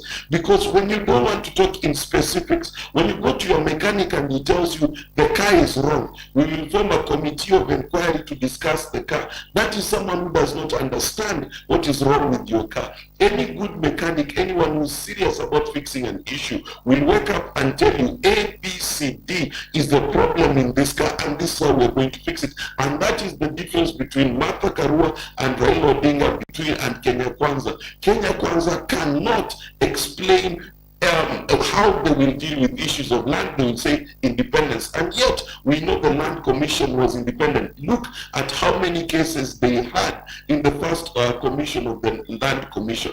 Number two, we know very well the Ethics and Anti-Corruption entity is independent. They even released a report. What was that report? That report had specific people, and it said exactly what they've done. This idea of painting with the broad strokes and deciding that everything they don't like is corruption is their strategy, and it's called whataboutism, where someone is guilty of something, then you say, what about the other person? In the hope that if you cast aspersions on other people, you'll be correct. But look at what the deputy presidential debate yielded, for example. On the record, the deputy presidential candidate said that he's worth 800 million. The next day in the newspaper, here is in a case of one piece of land he claims to own at 1.5 billion. If he can only explain 200 million shillings of his wealth and cannot explain 800 million, then you expect that guy to fight corruption? How? Well, we would, in fact, by the rules of asset recovery in terms of unexplained assets, then by his own admission at the debate, today he should be before the asset recovery explaining why he got the money to buy a land worth 1.5 billion and why he's declaring to the Kenyan people that he's only worth 800 million. These are the kind of lies that we're used to from UDA. The same is true of the deputy president when he talks about how he got Mteshi's land, how he got Western Hotel. So how do you expect these people, independent institutions or not, to actually set the dogs upon themselves? It is not going to happen. If Kenyans vote for UDA, then they are voting for a consistent heist of resources from the Republic of Kenya. Well, interesting. And Honorable Sankok, I know we have talked about that and you'd love to respond to Mark. But as you respond, also... There's something small that Mark actually mentioned about the presidential debate. That the deputy president did not mention anything to do with Mama Mboga, the Hustler Fund. He came with them. Linda, he actually came with them. Let's just say that. You were actually there yourself, Linda. And the questions were asked by the media personalities. So there's no way he could have responded to every question that was asked was answered. If the media fraternity did not ask about the Hustler Fund, did not ask about our manifesto, then we have to answer. In fact, we dealt so much on question about Aurora and Kimura and the issue of land insecurity in the Kerio Valley and so other issues. So we are disciplined enough to answer to the media what they have asked. But you cannot be asked your name. You start saying which tribe you belong to and which school you went to. You answer the specific question that were asked to you. So the deputy president was actually asked those questions. And if I was actually one of those media panelists, I would have started by asking about the economic model, because that is what will change the lives of Kenya. Unfortunately, he was not asked that question, and whatever that was asked was duly answered. On the issue of land that Mark have mentioned, we are mentioning the issue of Murumbi land. We know the sellers are called Murumbi. We know the buyer is called William Ruto. It is a free market in Kenya. And Murumbi is not complaining. The Murumbi family is not complaining. But because of politicizing the issue, the fingers are being pointed into. Criticals, Basil Criticals, owns thousands of acres, but he only sold 2,500 to the deputy president. We are not saying how Criticals acquired that land, but we are now questioning why did he sell the land that he has the title D, and Basil himself is not complaining about that land. I have given an example of Kidong Ranch. Kidong Ranch, tell us the family that sold it and to who it was sold to. This absentee's landlord.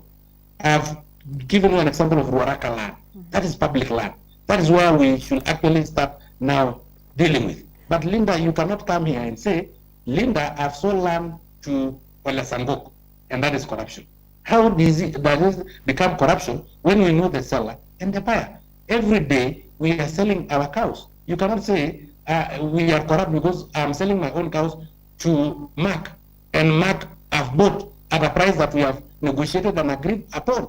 And that is why we are saying the deputy president can produce those agreements and papers of how he acquired that land. We know the seller of the land. Who is the seller of Kidong Ranch? Who is the seller of the thousands of acres owned by and millions of acres owned in the coast by absentee landlord? That is the question we should be asking ourselves. Well, interesting. Mark, then I'll throw this other question to you as we shift gears away from that. I hope Honorable Sankok has convinced you as to this. But then one would want to ask, high cost of living, integrity, question of corruption, all this, I would want if we've all read the UDA manifesto, then we have, at least ways of addressing this, or at least we have this within the manifesto. So how much more, did you perhaps expect the moderators to have asked, the question of manifesto, if the DP then could not articulate the same courtesy of these questions that were asked? But that aside, Mark Bachachi, I hope you have seen this video of Honorable Tuju, immediate former Secretary General of the Jubilee Party, saying that Deputy President William Ruto was paid to support President Uhuru Kenyatta. First of all, do you suppose this is the reason why the DP has also accepted the fact that really the president does not have to support him, while many would have expected for him to go out there and say, you said kumi yangu and kumi yako? And why at this very hour? Well, let me first tell Sankok that Muteshi land, the land on which Weston sits on, are issues where the deputy president has been indicted in a court of law and even paid 5 million shillings by his own admission for fraudulently getting Muteshi's land. And of course, we know he admitted in front of the BBC that he had no legal claim to the land upon which Weston sits, that there is an issue there. So let's not try to pull the wool over Kenyans' eyes by creating fictitious landlords when we can actually speak about actual cases that have been there. Now, in terms of the debate and what now our file told you say, number one, we must be very clear that leadership is not a baton that you pass willy-nilly.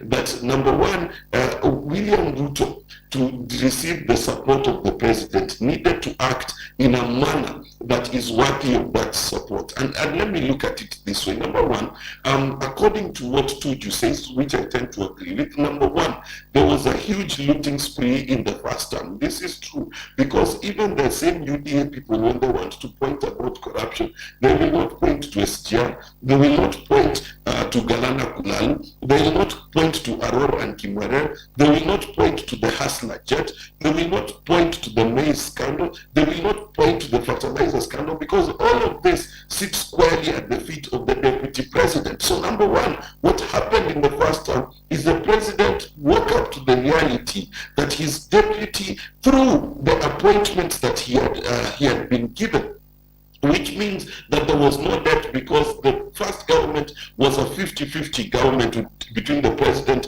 and his deputy. In the first term, there was a looting spree from every institution and parastatal upon which the deputy president had appointed a minister or a PS. There was an issue. This is according to Tuji, and I tend to agree. Number two, then that explains to me why it was necessary to have a handshake. Why? Because the president's agenda of building the expressway in record time, doubling the eastern bypass in a record time, building the 17 odd dams across the country in record time could not have happened under the auspices of a deputy president who seemed to be focused on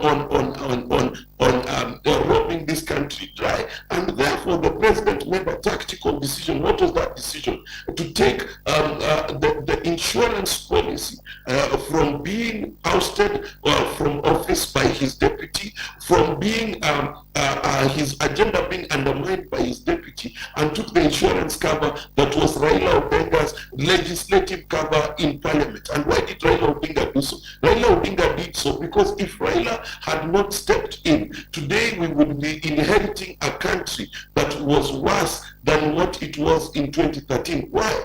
Because in the last 5 years, whether we like it or not, when we ask UDA what is the only corruption scandal you can talk about, they will say KEMSA. When you ask the first time, the SGR had land issues, you had Haslajet, you had all manner of NYS heists and all things like that, and the benefactors of NYS heist, where are they? The benefactors of Haslajet, where are they? All of the people who were involved in the corruption in the first term, their family in UDA today. So the claims of Rafael Tuju are verifiably true, and we can see it happening even right now, and that's why they've coalesced together. So what Tuju said is simply shine a light on what the president has seen out of his deputy. Secondly, the only person who can tell you how a wife behaves accurately is someone who's been married to them. If you want to know someone who knows the deputy president inside out, it is President Uhuru Kenyatta. And if President Uhuru Kenyatta comes out of that joint presidency that they had, shouting and screaming about how corrupt his deputy is, and we have cases upon cases which the deputy president has been taken to the dock about, including the maize scandal, when he was fired from the unity government because of corruption scandals. Come on, Kenyans must wake up. Where there is smoke, there is fire. And if it was not for Raila Odinga coming to ensure this government from the heists that had become a norm in the in the William Ruto Uhuru presidency, we would be having problems. So the truth is, I agree with what Rafael Tuju is, if there is state capture to be investigated, let us look at Haslajet, let us look at NYS, let us look at NLC, let us look at all those scandals in the past term, of which the deputy president is very proud of, and that's why he wants to take us back to. Well, interesting. I'd love to know how the Right Honorable Raila Odinga has brought some essence of, salvage when it comes to that you mentioned on matters corruption. But before then, I will allow us to take a short break as well. I know Honorable Sankok would be having a rejoinder to what it is that you say after this break.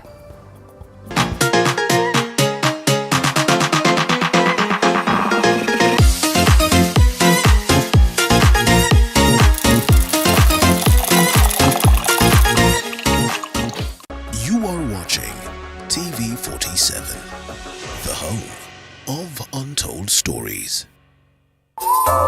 Usiyakubalie maumivu ya misuli kukatiza ratiba yako. Kaluma Pain Balm ni dawa ya kusugua iliyotengenezwa kutoka kwa miche maalum ili kutuliza maumivu ya misuli. Kaluma Pain Balm. Maumivu yakizidi, pata ushauri wa daktari.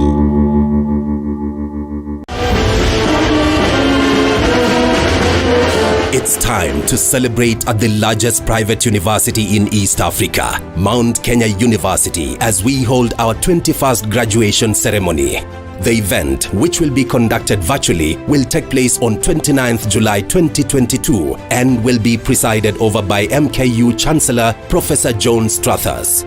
Follow the proceedings live on TV47 and all our social media platforms. Join us as we learn the role of universities in peace building for socio-economic development. Mount Kenya University, unlocking infinite possibilities.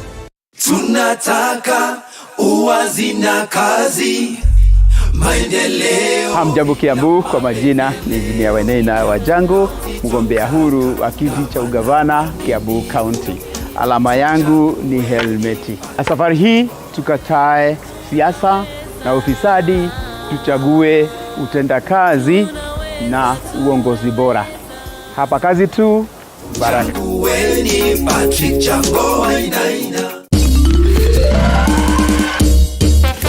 Sona moja imetengenezwa kwa njia spesheli ili kupambana na maumivu kwa haraka. Sona moja ina aspirin kama kiungo. Sona moja, kitulizo kamili. Maumivu yakizidi, pata ushauri wa daktari. You are watching TV 47, the home of untold stories.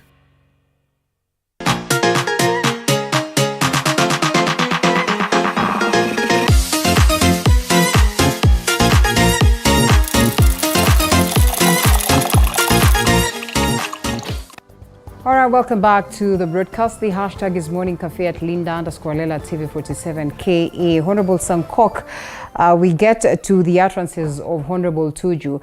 Really, such is politics. While we could want to castigate what it is that he says, or if at all Deputy President William Ruto was indeed paid to support President Uhuru Kenyatta, one would want to castigate that. But we have seen that playing out in the space of politics, and therefore might not be a big deal. But a question then would be, why at this very point is it that now Tuju decides to bring this to the fore? And do you suppose then it's going to make any shift in terms of the loyalty that the Kenya Kwanza side has gained so far?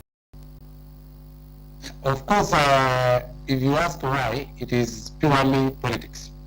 And I think Raphael Tuju should actually be examined, because I know my president, I know my deputy president, and if you claim that the president bribed his deputy president to gain his support, that is against the constitution, and that the president and the deputy president should actually be in jail.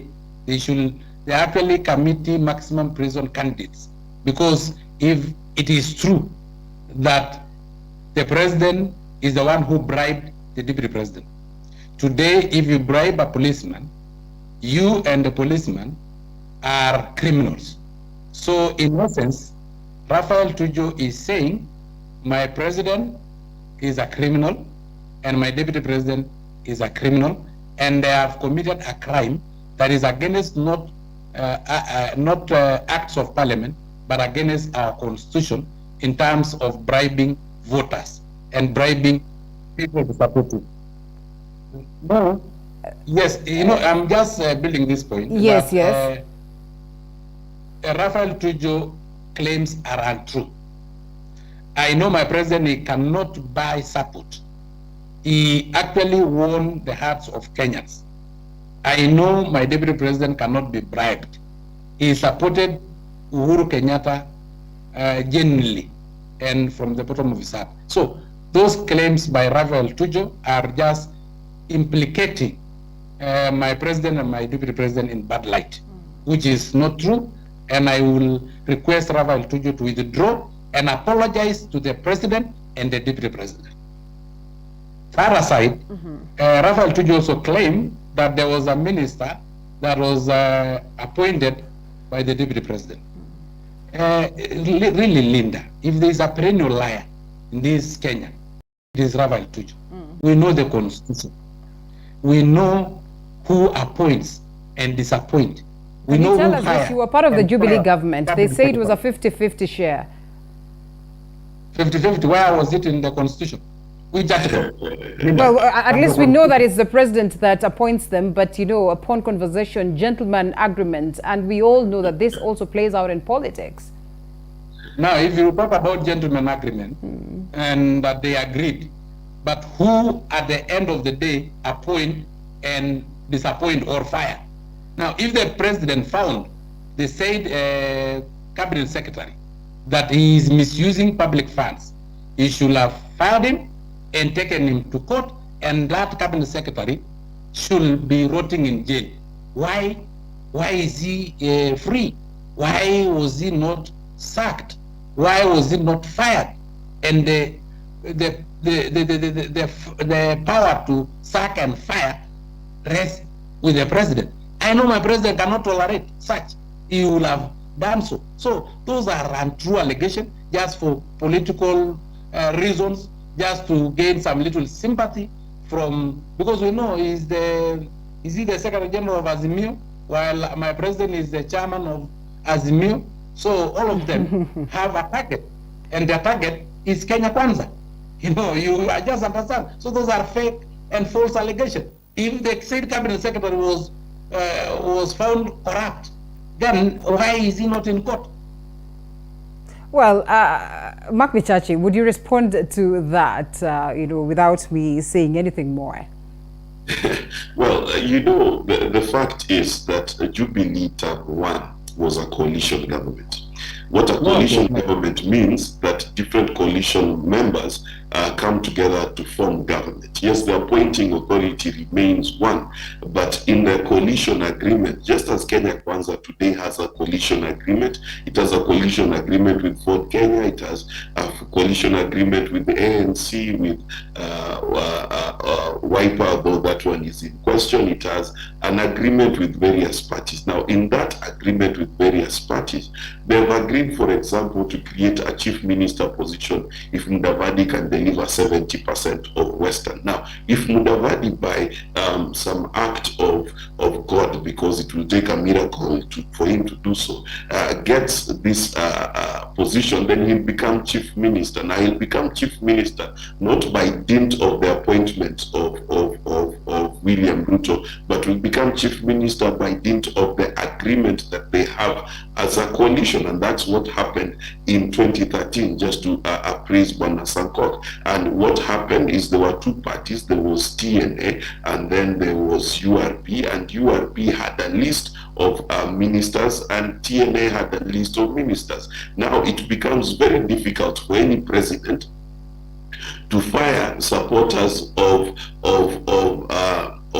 his ally William Ruto, because it will be in violation of his coalition agreement. And remember, if you violate a coalition agreement, your legislative agenda in parliament is likely to be kidnapped and hijacked. And this is why, in order for the president to run away from the capture that had happened because of URP, which is now UDA, what the president did in his second term, which to me was a stroke of genius, is he decided that instead of depending on URP candidates and MPs to support his agenda, he decided that he will replace Sankok, for example, with someone from ODM who would support his agenda. And that is what the handshake was about. The handshake was about saving this country from the capture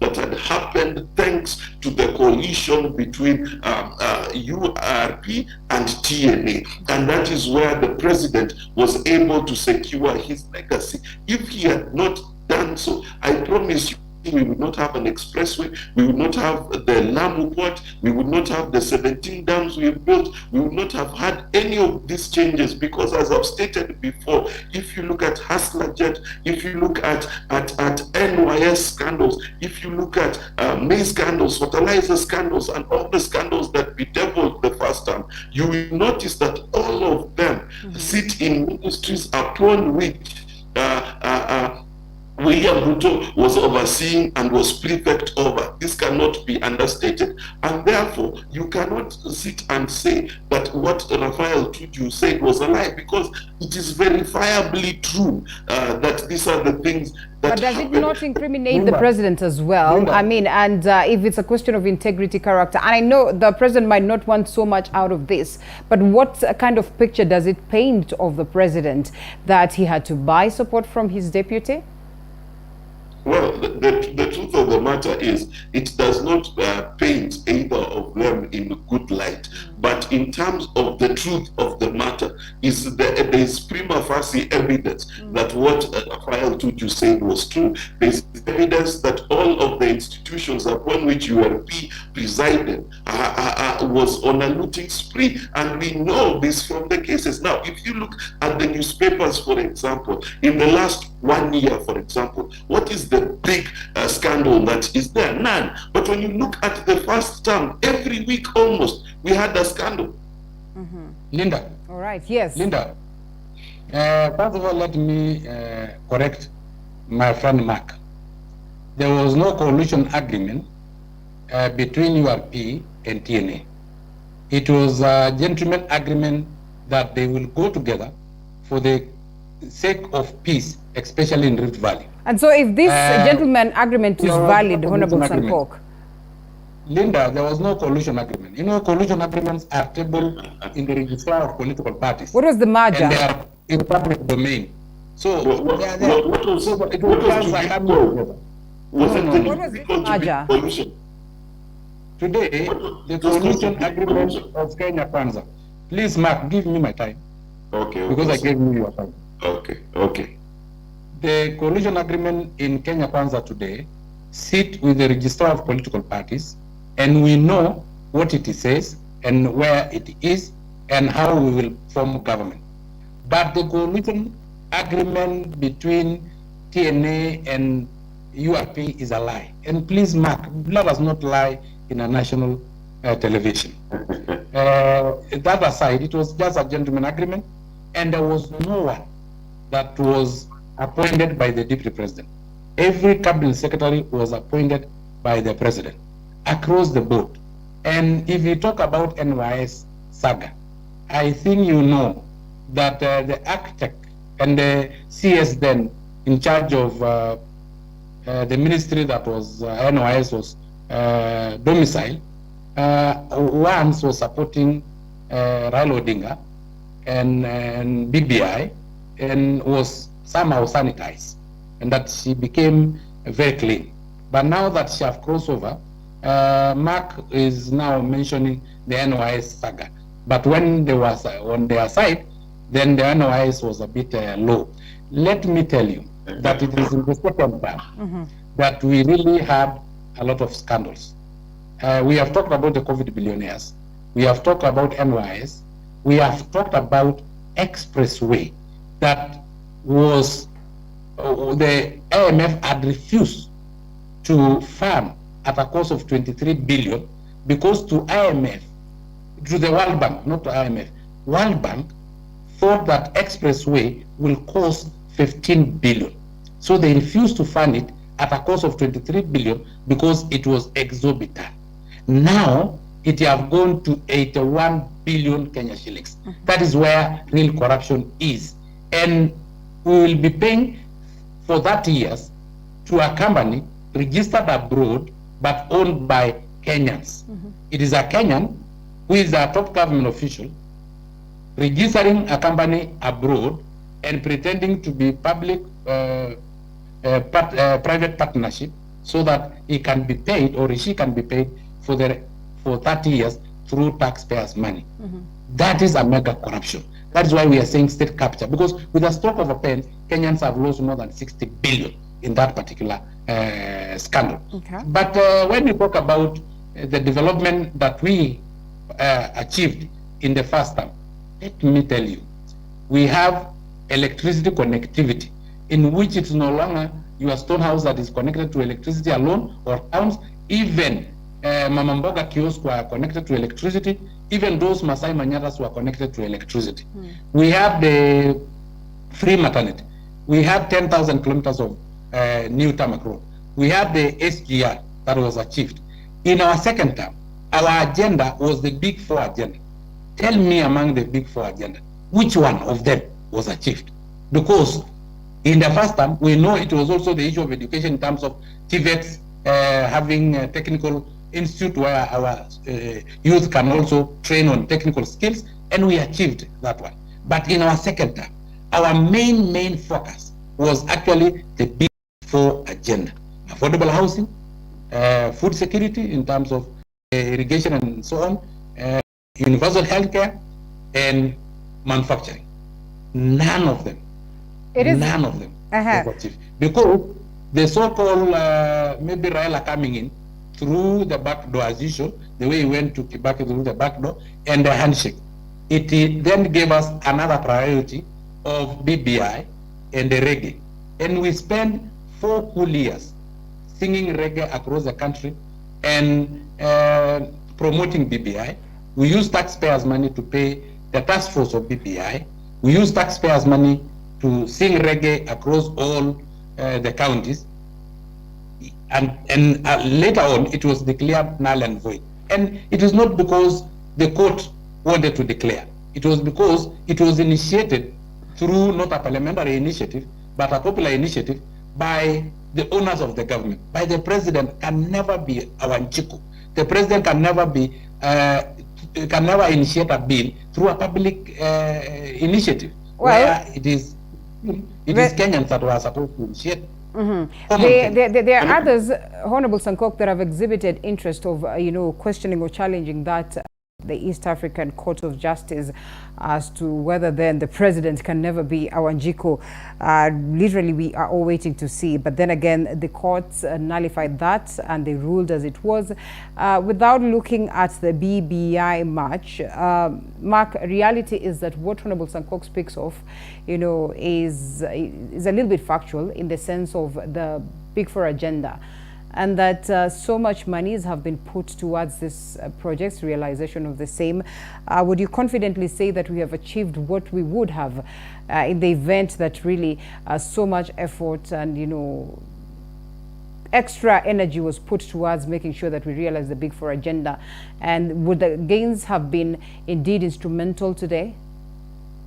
Well, let me first address the fact that I was called a liar for saying that Jubilee was a coalition. Now, if you just go to your Google search and Google Jubilee Alliance, you will find the alliance was established to support the joint presidential ticket of Uhuru Kenyatta and William Ruto in the 2013 elections, and they won this election, and it was made out of the National Alliance, the National Rainbow Coalition, and the URP party, which was led by William Ruto. And you can go on and talk about it. And it's important, therefore, when we're having these discussions, to be a bit factual about what we say. The Jubilee Alliance 2013 to 2016 was a coalition a government, and that's just the honest truth. Now, when we talk about failed projects, this is the problem of not doing a bit of research. So, for example, let's take affordable housing. Are there affordable houses that have been built? Yes, there are. In fact, up to 5,000 units were built in the last 4 years. Okay, now if you want to know more about the affordable housing program, please go to your phone or your computer and write bomayangu.go.ke, Bwana Sankok. I'll give you an example, and you will see it is a project that is alive and well. It is not achieved to the magnitude they would have expected if they were. Can I finish? 1 second. Linda, just 1 second. Please, Mark, allow me 1 second. We are supposed to build 500,000 units per year. You are talking about 5,000 units in 4 years. Surely, is that even 0.1%? Let me finish what I'm saying so that you understand, okay? Now, the housing program had a simple issue, and the issue was this, that it was taken to court, and the 1.5% contribution towards the housing kitty was stopped by the courts. I am sure you are aware of that. And the government is not used to breaking court orders and cannot impose a levy without. Now, despite the fact that 500,000 houses have been built, the Kenya Mortgage Refinance Company was put in place. And today you can go through that company and get a loan at a fixed rate of less than 10%, which is more than 6% of the market rate. So have they delivered on that aspect of creating a company and refinancing mortgages? Yes, they have. Are they still in court to get the decisions necessary to allow 1.5%? Yes, there is. Have they involved Juakali artisans in building these 5,000 houses? Yes, they have. So you cannot say that the housing pillar is stuck. Number two, let us look at manufacturing. We have brought back Rivertex. We are assembling cars in Kenya. We have a gun manufacturing plant. We have a microchip experimentation plant. We've got all manner of new industries that have come into this country. In fact, Bwana Sankok, you would be well advised to know that in 2020, when Kenya was going through COVID, our exports actually grew. And why did they grow? Because of the manufacturing pillar. So you cannot say again that the pillar of manufacturing is dead. Let us go to universal healthcare. Universal healthcare was about improving NHIF cover and increasing the number of people who are covered under NHIF and pushing it towards universal healthcare. Phase 1 was to do a trial run in 3 counties, which was done. The findings of that particular run are being implemented today, something which, by the way, both UDA and Azimio have copied into their manifestos. In fact, what UDA has done in its manifesto is literally copy-paste the Big Four agenda into its manifesto. Why? Because they know it is being implemented. Now, we know one thing is clear. Those goals were not goals for 4 years. They were goals for in fact towards Vision 2030. So it is not an instant thing, which is why even in the UDA manifesto itself, universal healthcare is there, copy and pasted from the Big Four agenda. And Mark, it's because they believed in this. No, that's why I'm giving you the points that they want to take credit about processes that have already started. Okay. Number 3, food security. What is the first linchpin of food security? The first linchpin of food security is the provision of water through dams. Today, as we sit here, 17 dams have been built, 17, that are supposed to move us from rain-fed agriculture to irrigation agriculture. This already tells you that the Big Four agenda is being implemented. To build dams does not take a day. We know this. So the 17 dams that are being built are going to go a long way in building our agriculture. We're coming to you. Yes, what I'm saying is that Sankok will want to say and UDA will want to say that there is no Big Four when there is obvious evidence, and I can give you list upon list of project and of a project that is in the Big Four agenda that has been delivered. What they want to do is they want to pretend that the government cannot do 2 things at the same time. I want to remind Sankok that government has different departments, different ministries working all the time, and the president was not on the road on BPI every day. But if he was on the road, how did the expressway get finished? How did we finish the different roads we were finishing? How did the Lamu port get finished? So let's not lie to the Kenyan people that the Big Four is dead and buried. Honorable Sankok. Yeah, you know, Mark talks so fast, and let me remind him that from his own acceptance, that in the affordable housing, we are only able to manage 5,000 in 4 years. That means almost 1,000 in a year. Vis-a-vis the Big Four agenda that said that in affordable housing, we were supposed to have 500,000 units in a year. And you know, what will this have done to the Kenyan economy? 5,000 unit means we will have, for every unit, we will have a plumber, a mason, an electrician, a painter, and a carpenter. At least 5 jobs created per each unit, translating to 2.5 million jobs. Hii ndio tunasema pesa mfukoni. Okay. That is why we believed in the Big Four agenda. And if we say that our manifesto have the Big Four agenda in it, it is true.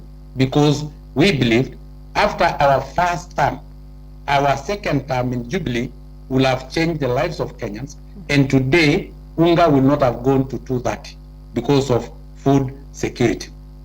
When you talk about the expressway, that we have achieved the expressway, I've told you, World Bank refused to fund it at a cost of 23 billion because it believed it could have cost 15 billion. Yeah. Today, it is built at a cost of 80-something billion.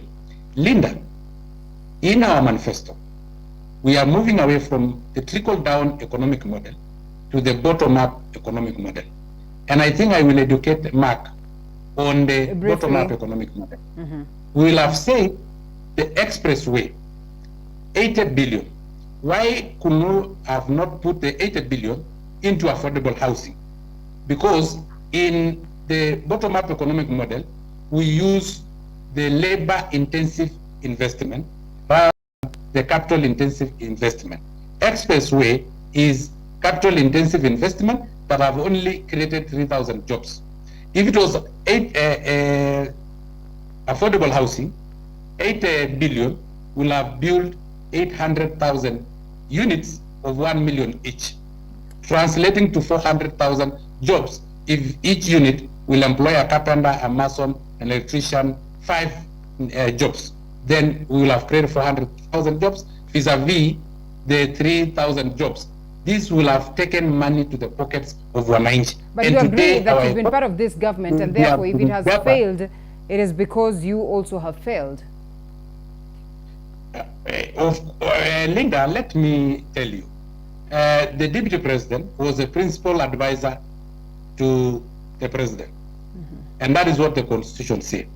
But it is the constitution does not say that the president must take the advice from the deputy president. Yeah. So when the president decided that now he need advice from Raila, for instance, or from Matiang'i, through a presidential order, you know, an executive order number 1. You remember the executive order number 1? Yes, yes, yes. That assigned the duties of the deputy president to But how Matiang'i. do you claim that these ones are duties of the deputy president? Honorable Sankok, we know what the constitution says about what the deputy president should do. It does not mention anything to do with the executive order number 1.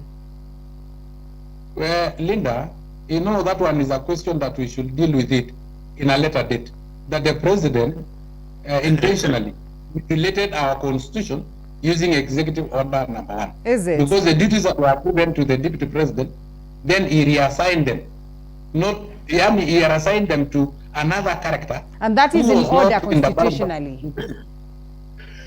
No, just listen. You know, when you use a loophole in the constitution to mutilate the same constitution, then I think we can discuss that on another date, Linda. Yeah. But today we are discussing about that once the president decided that his principal advisor, he will take advice from Matiang'i and from Raila.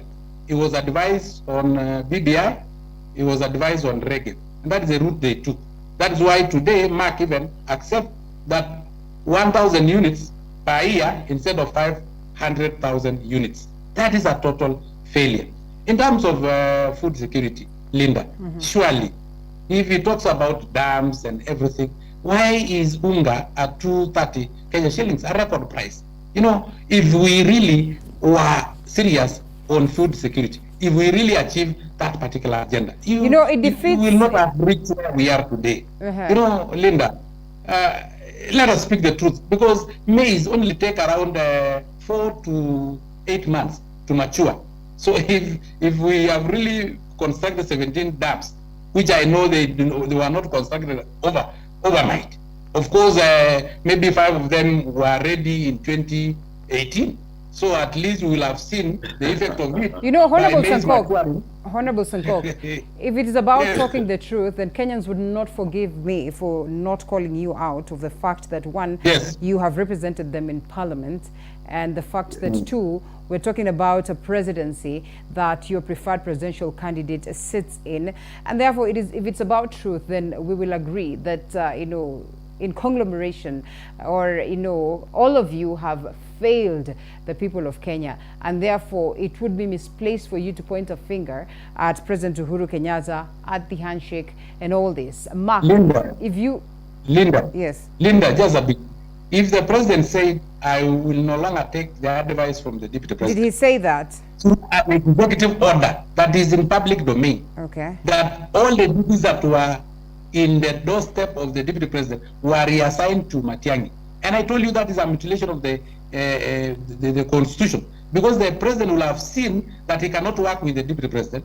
Then the honorable thing he will have done is to resign and have a joint ticket with Matiang'i and seek a fresh mandate and see if Kenyans will have elected him in a joint ticket with Matiang'i. Let's allow Mark Bachachi. Okay. Mark Bachachi, respond to that.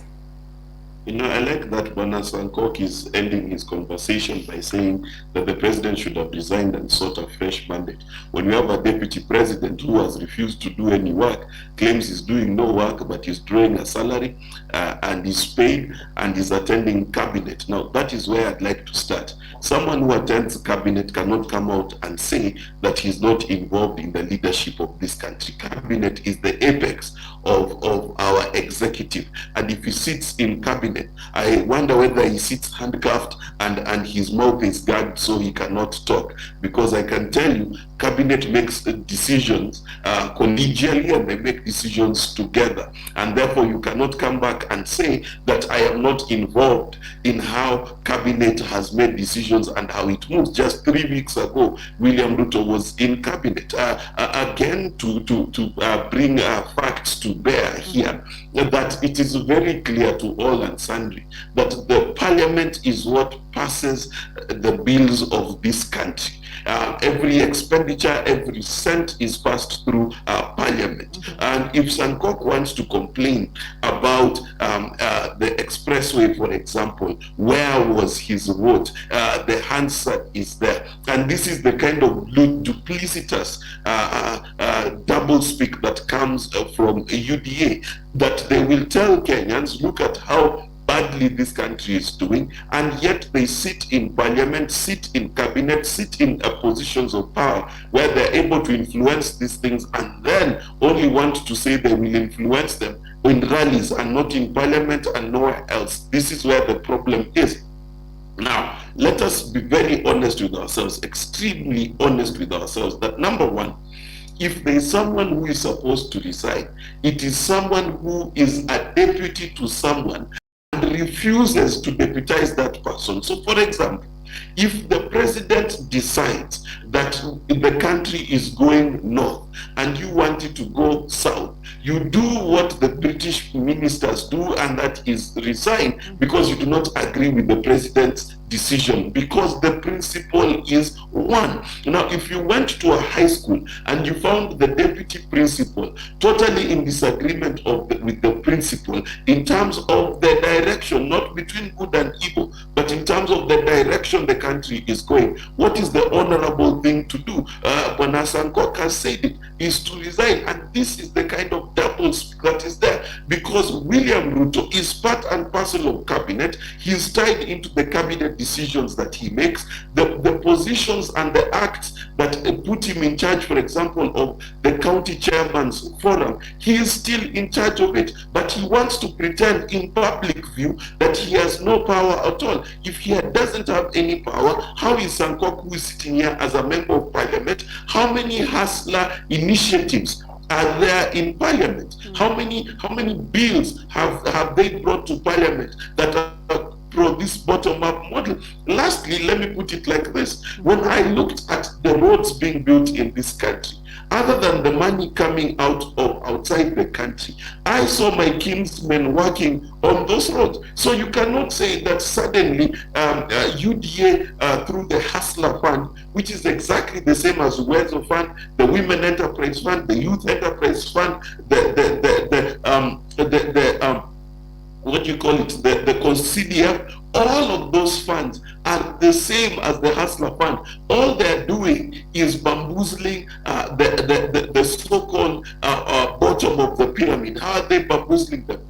It is exactly how it was in the debate. They will show you in the picture. They will show you for PR purposes. They will say hustler and bottom up for PR purposes. But once the picture is taken, they will push you to the side the way they pushed that poor old woman, so that they can continue with the business as usual. Kenyans will not be bamboozled by any stretch of the imagination. UDA is, in terms of bottom up, there is nothing. What is the Hustler Fund? How is it different from the Youth Enterprise Fund? It is the same thing. So they are offering the same things, calling it a different name. And I can tell you for sure, the way they treated that woman at the debate when she was pushed aside is the same way every hustler will be pushed aside. Well, gentlemen, thank you so much. I am told that we have to be out of this set. And yes, on that very note, I'll appreciate your contribution, your submissions as to the broadcast this morning, as we look forward to articulate. Mr. Director, can we give Honorable Sankok a minute to wind up? We're out of time completely. Just 1 minute. 30 seconds. Yes, Mark have said that the cabinet, the deputy president sit in the cabinet. Is he aware that in 2 years we did not have any cabinet meeting? Secondly, the deputy president was waiting for the president to assign him duties.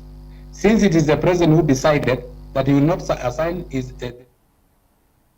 Well, unfortunately, yes, in the best interest of time, we might not be able to get to hear that. And also on the question of technology, Honorable Sankok, thank you so much, Honorable, and also Mark Bachachi, communication strategies, Asante sana for that. Take a short break, and then we'll be coming to speak to you, the people, the numerous calls that have come in, and this is that time that we get to hear what it is that you have to say. After the break.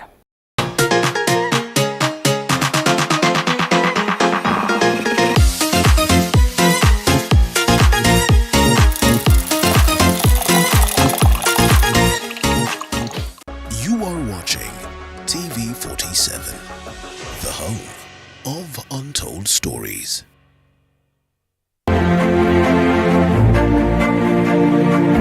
As a government-sponsored student, joining Mount Kenya University was the best decision I ever made. With over 160